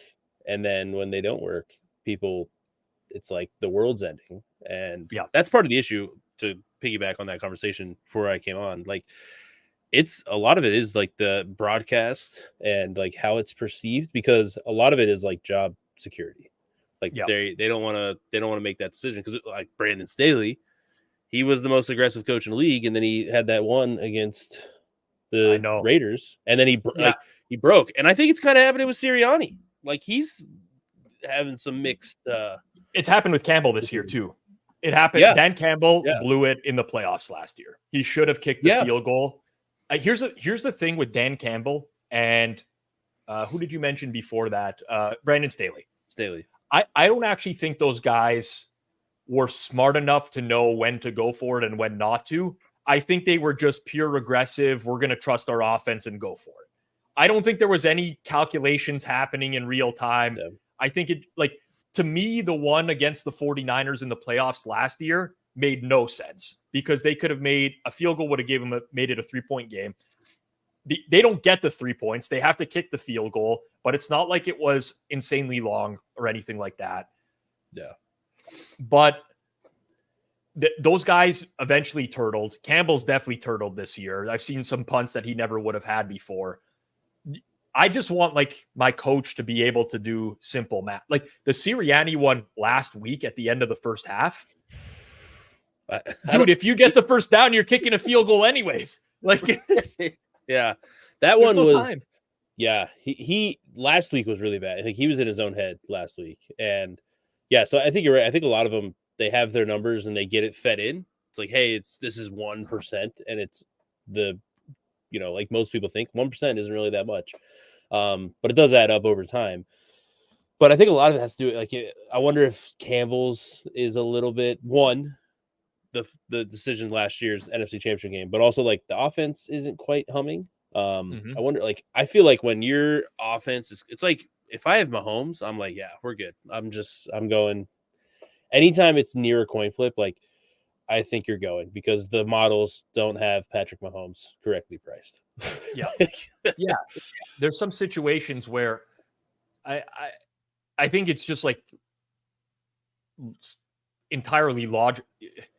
I almost boil it down to common sense in some situations. Like, use common sense. That's all you have to do in some of these scenarios. And sometimes they just don't. God, I will say, I get very rattled easily. I think people know that by now. I am easily rattled. The Mike Lombardi rants trigger me so hard. That was special this week. And it's also, it triggers me even harder because he was an exec in the league for so long, and he can always hold that against everyone. Right. You know what I'm saying? He can always say, well, I was part of 3 Super Bowl teams or whatever, right? And it's like, I know I can't say that. What do you want me to tell you? But like, yeah, it makes it that much tougher to argue when someone is that stupid, like incredibly stupid. I get triggered on the take the points. Like, I hate the assumption that like a 45-yard field goal is like automatic, which it mostly is, but like we just saw the Bills miss a 48-yarder. Yeah. Like, yes, kickers are incredible these days, but like even there's some that are like 53 yarders and like take the points. I'm like, yeah, what are we doing here? Like, that's not taking the points. That's I can't, because it's unfair that it's like you can't use like, hey, this you're expected to win more or whatever if you go for it. You can't use that because it's fake. Like, you're making up numbers. But meanwhile, like every field goal is 3 points. You're making up numbers. Like it's literally no one's ever made a kick every single time, except for Aubrey, I guess. But but that's what that not even that gets not me to cover every spreads, time. not to cover a spread. He missed. Yeah. I forgot about that one. I forgot. Yep. That If it would've been sent a lot of people into the NFL is rigged conversation when Aubrey misses a field goal. You know, of course, Vegas got the call. He just there his was kryptonite's under 50. I think that one was. I want to say it was exactly 50, under 51. Was it? Yeah. Okay. I want to say it was exactly. So over 50, he's greater than 50. He's perfect. Still, Yeah. which is nuts. Yeah. Because he was nobody. He was like signed off. Wasn't what UFL? Was that what he was? Yeah. In? Yep. Yep. Yeah, I know it's But pretty. that's insane. what gets me with those. Like Lombardi said that he was just kick the field goal. You're telling me if you make the 3 points, your chances of winning aren't as good. I'm like, yeah, that can happen. Like literally. now that last rant, he was. I think they had the play screwed up. They did. So he didn't know what play they were talking about as well. But the Baldwin bot was also screwed up because it gave the Eagles 0% chance. I think it would have been like a 65-yarder or something like that for Brian Elliott, which it gave him zero. Like, I want to say wrong was lower, so it was like you can't make this. Which he hit a 60-yarder outdoors last year. I'm pretty sure.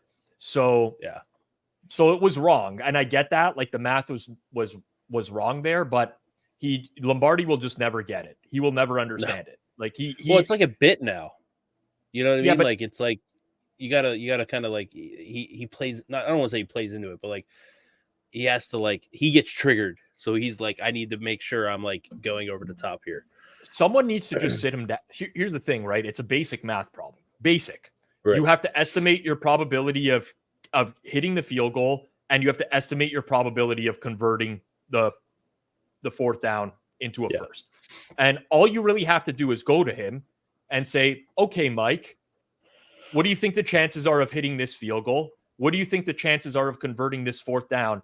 And he would see right then and there that even if he goes low on the fourth down sometimes to like 40%, it still makes way more sense in the long run for a lot of these. And they just don't get it, man. They really do not get it. Yeah, that's the take the points. It's like you take the points here. I'm like, oh, the other one that's equivalent to this in a way is the going for too early conversation. Like that one, the people are like, no, you want to go as late as possible. I'm like, what? Like what? Yeah. Like that really because it's old. You know, it's safe. It's the safe one. It's not. I don't even think that it's safe. I think it's a lack of critical thinking. It's football has been played this way forever. This is what we did. We would always wait till the end and we go for. But it's an inability to apply logic to the game, right? Right. It's like, why would you not want to know now? Right? How many like times if you have to score. If you fail the 2-point conversion at the end of the game, you lose. Period. You have no time to overcome that. Why would you not want to know now? And like, you know, Dylan in the chat, this is like the classic. You want to keep it a 1-score game because, but you want to know where you're at. The clock, you're up against the clock when you're trailing. And I just can't personally like understand that mentality. I don't get it. I always say to people like, okay, so if you go for it early or if you go for it late with like you scored with 10 seconds left, it's over. You have to, even if you get a onside kick, you have to throw Hail Mary, it's over.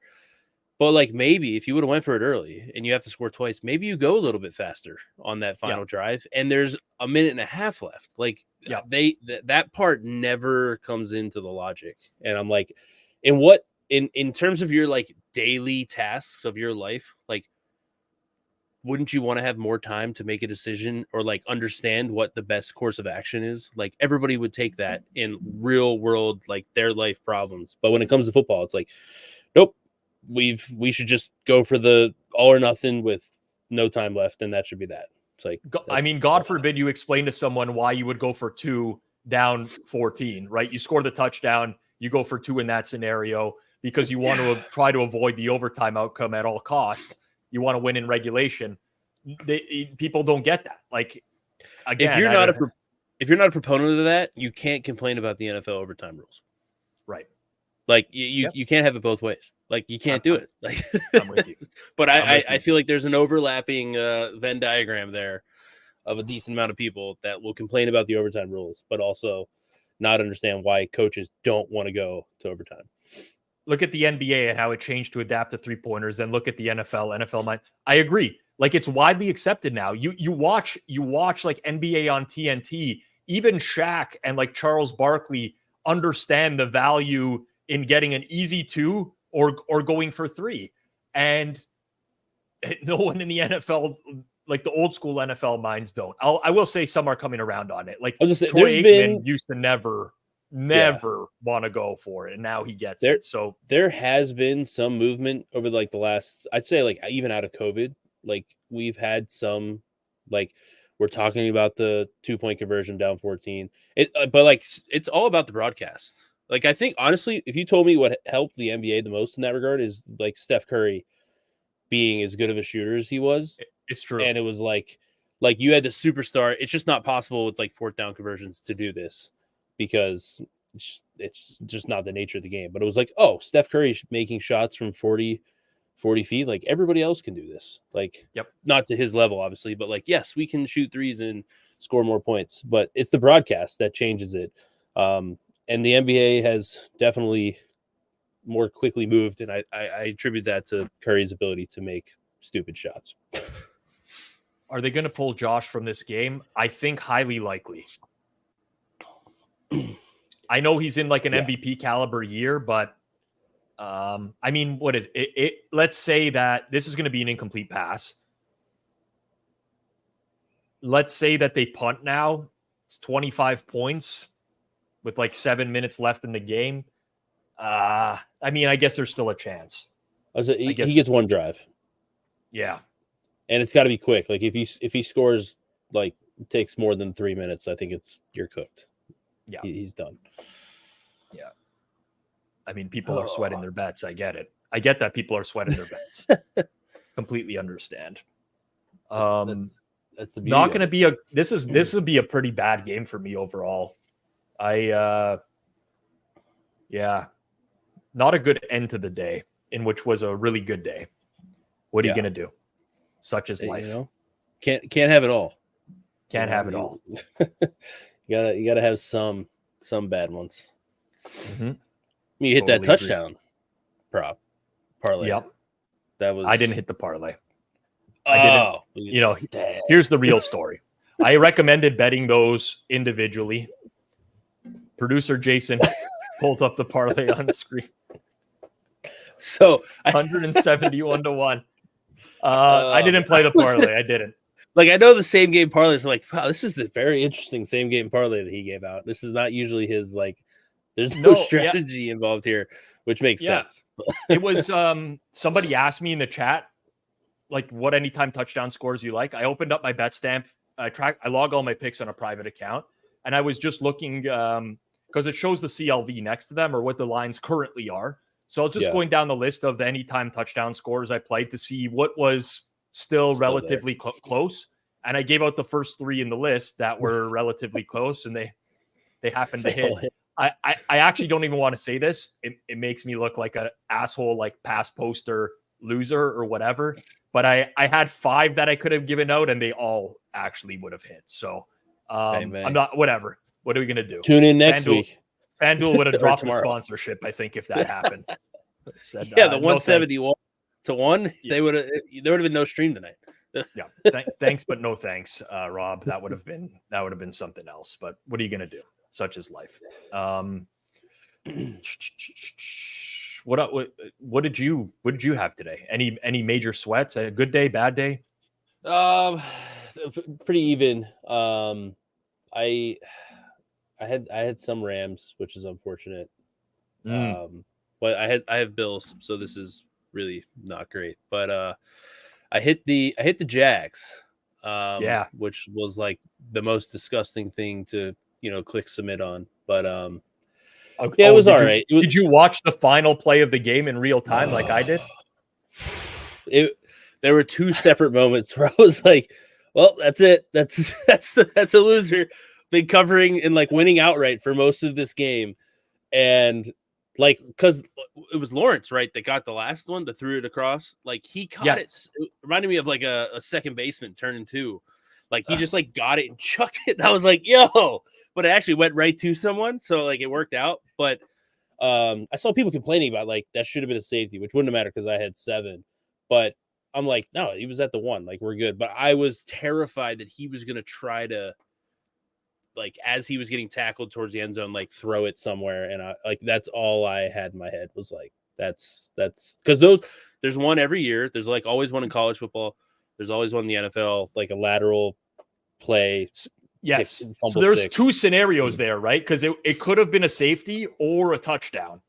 Touchdown, we would have lost our bets. Everyone safety, would have lost. Depending on who, what number you bet, you probably would have got a push or maybe still won if you played it early in the week. But he got, like, I cannot believe that player who got smoked at the 1 yard line, but they held the ball. Yeah. While they were getting smoked, the ref was smart enough to rule the forward progress of like where he got hit originally. I would have loved that. I would have loved to see my like live heart rate within those like 6 seconds because like I knew it was coming, and I was just hoping that the first pass was like like a 20-yard crosser or something, so like at least you get some breathing room. But no, that was like as soon as the first pass was thrown, I was like, okay, here we go. We're close to the end line here. Let's hope for the best. Yeah, totally. That was. I did have Bucks. That was probably my best pick of the day. Bucks was nice. There was a point where I did think they were gonna blow it, but then Baker cooked on that drive. He kind of didn't have to sweat that one so much. But that was good. I had a lot of sweat-free winners today, which was nice. I would call the Bucks a sweat-free winner. Yeah, there was a small sweat. Carolina over, Denver under, like totals that just really good. Washington Commanders, like wire to wire. Dude, Vikings was like got a little bit dicey, but as soon as Green Bay went for that 2-point conversion and got it, Vikings is good because there was not really like a scenario that it was going to land and go to overtime. So I had a lot of those, which was nice. Yeah, like even like I'm looking at Saints Falcons was like a game that was sweaty back and forth, but like Rams Bears was never really sweaty, even though it was a 1-score game. Like I guess it kind of was, but like I don't know, it just never really felt sweaty. I guess Chiefs would have been a little dicey. If you had Chiefs early, that's dicey. Yeah, Chiefs early, but it's Mahomes, sucks. So you're like, yeah, we're good. Yeah. I think a lot of people played Chiefs early just thinking that Herbert was going to be out. You got like I'm going to tell you from now on, when Herbert is on the injury report, that guy is going to play if he can play. It's just got that. That he has piece of the DNA. He's like, unless I literally cannot like move or throw the ball, I'm suiting up. Which is fitting because his head coach is the same exact way. But like, unless his spleen is like ruptured, he's so I'm with you there. Like, there's no reason to try to be like, oh, he's gonna sit. Like, nah, he's gonna play. Well, Buffalo's calling running plays with Trubisky in there now, so you kind of know what's going on. That's Ray Davis. I don't even know that I want to do the standard Ray Davis parlay that we've been accustomed to here on the show. I think they took all Buffalo props off the board. So I would too. As soon as the backup's in there, there's no reason to have it listed anymore. Yeah. Makes a lot of sense. This is going to be a real tough final final little bit here of the game. Yeah. Just We're gonna have everybody's to, hoping the clock runs out. We're gonna have to get through. You got any opinions on tomorrow night's games? See, Miami's up to Miami's -2.5, -115 right now. So here's my thing. I think Huntley's an upgrade over Skylar Thompson. Yep. And I think there's like some interesting things. Like Huntley did pretty good. What was that, 2 years ago for Baltimore? Yep. Like they were winning against He made the Pro Bowl, Bengals, right? No, but Yep. like in the playoffs, was that Yes, they the were. Trey Hendrickson like 99 year? Yeah. That was it. So they had the Bengals cooked because then the Bengals smoked the Bills next week, if I remember correctly. Yeah. But so like I think he's an upgrade over Thompson. But like I don't know if I want to be laying points with Huntley on like he hasn't been in the like system for that long. But then it's Will Levis and the Titans on the other side. So that's probably just like a stay away for me. I don't I can do better things. There's another game tomorrow, which I like Seattle in that one. So Miami's gonna hit 3, maybe, and I'm gonna have to have like a heart-to-heart with myself. Well, I have 2 bets on Tennessee so far this year. And they've both been just absolutely excruciating. Like that's the problem. Like I was talking about this. I've said this before about quarterbacks. Like just avoid the disastrous play is such a like good trait for quarterbacks that like doesn't get talked about enough. Like Anthony Richardson's going through those times. Obviously Bryce Young was doing that. Will Levis, like obviously it's the young guys, but it's even more with like the good guys. Like Mahomes doesn't have these like horrible sacks or like Justin Fields is a perfect example of that. Like he does some nice things, but then he'll hold the ball for 5 seconds, take like a 15-yard sack or something like that. Will Levis he is like the worst turnovers that I've probably seen from a quarterback in the last probably decade. Like it's bad. It's completely careless. It's like he can't help himself. He can't help himself. Like he's trying to improvise and it's horrific. The Seattle defensive line injuries, front 7 injuries, does that concern you with the Seahawks? Yeah, I had I wanted to do like a sneaky defensive player of the year pick with Byron Young. Rookie of the year pick, defensive rookie.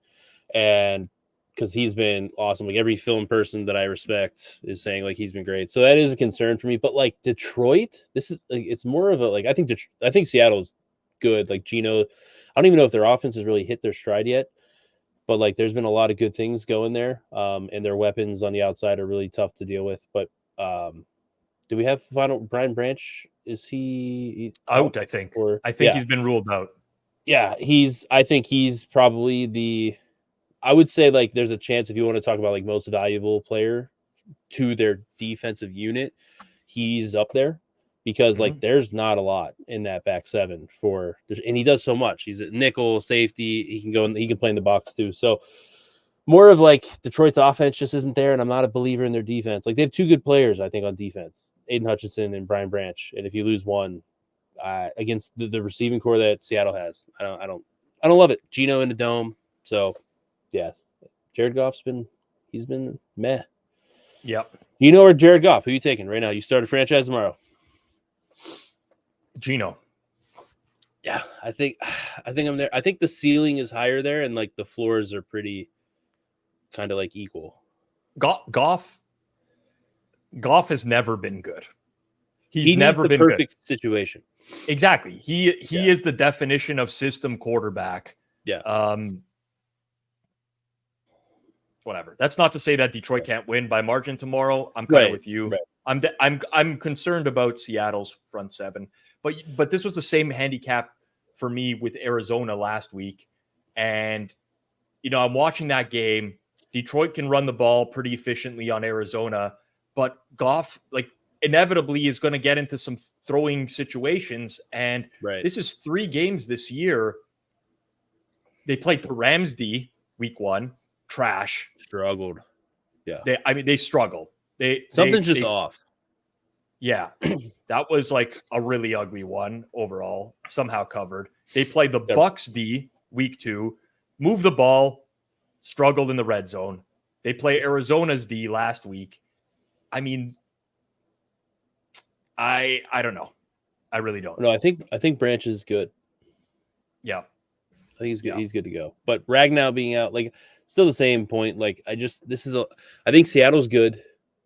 I think like we talk about where we were preseason. Seattle is much better than we thought, and I think I thought Detroit was slightly overrated.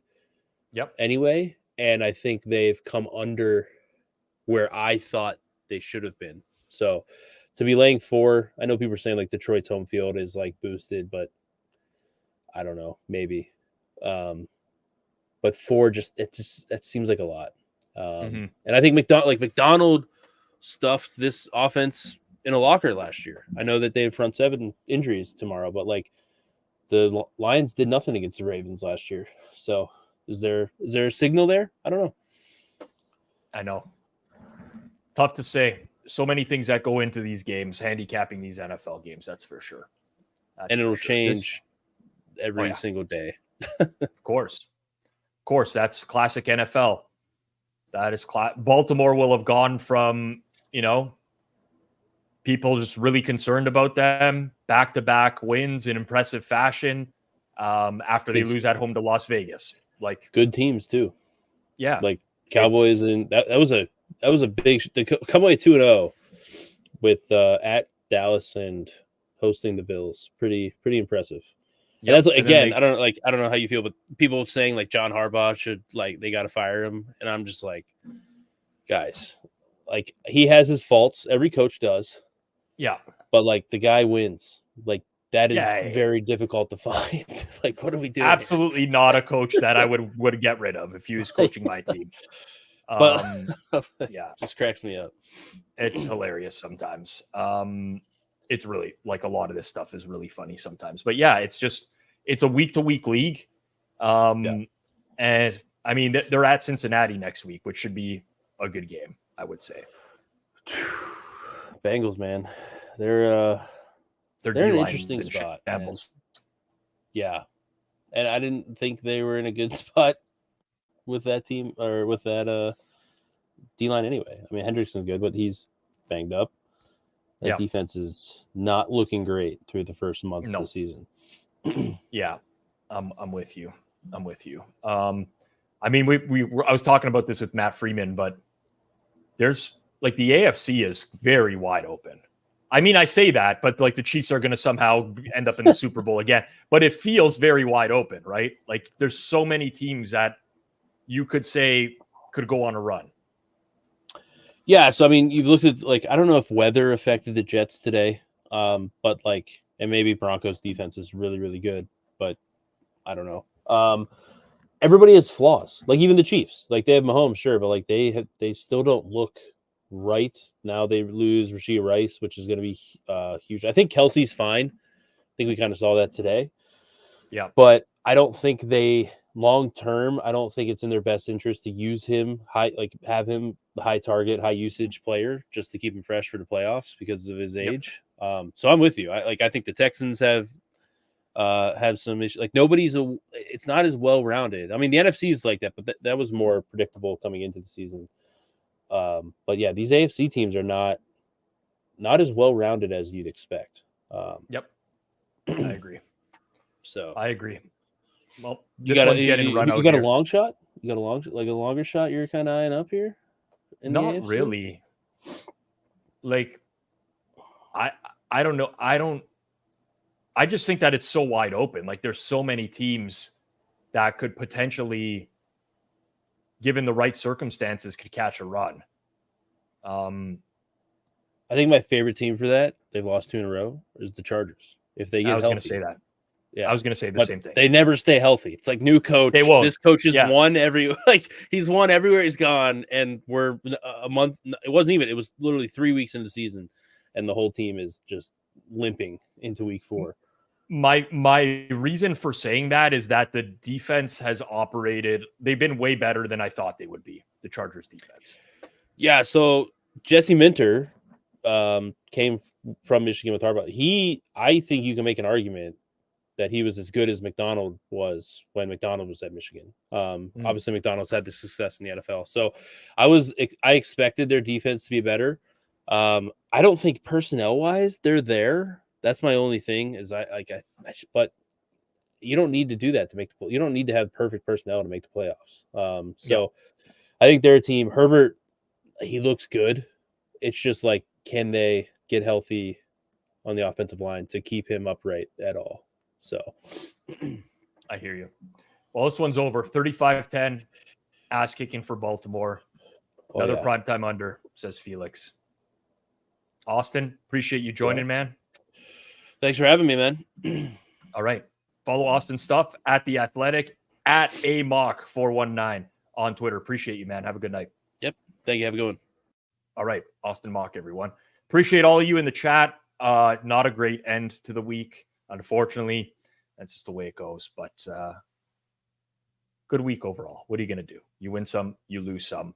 I am back here tomorrow night, Monday Night Football, doubleheader.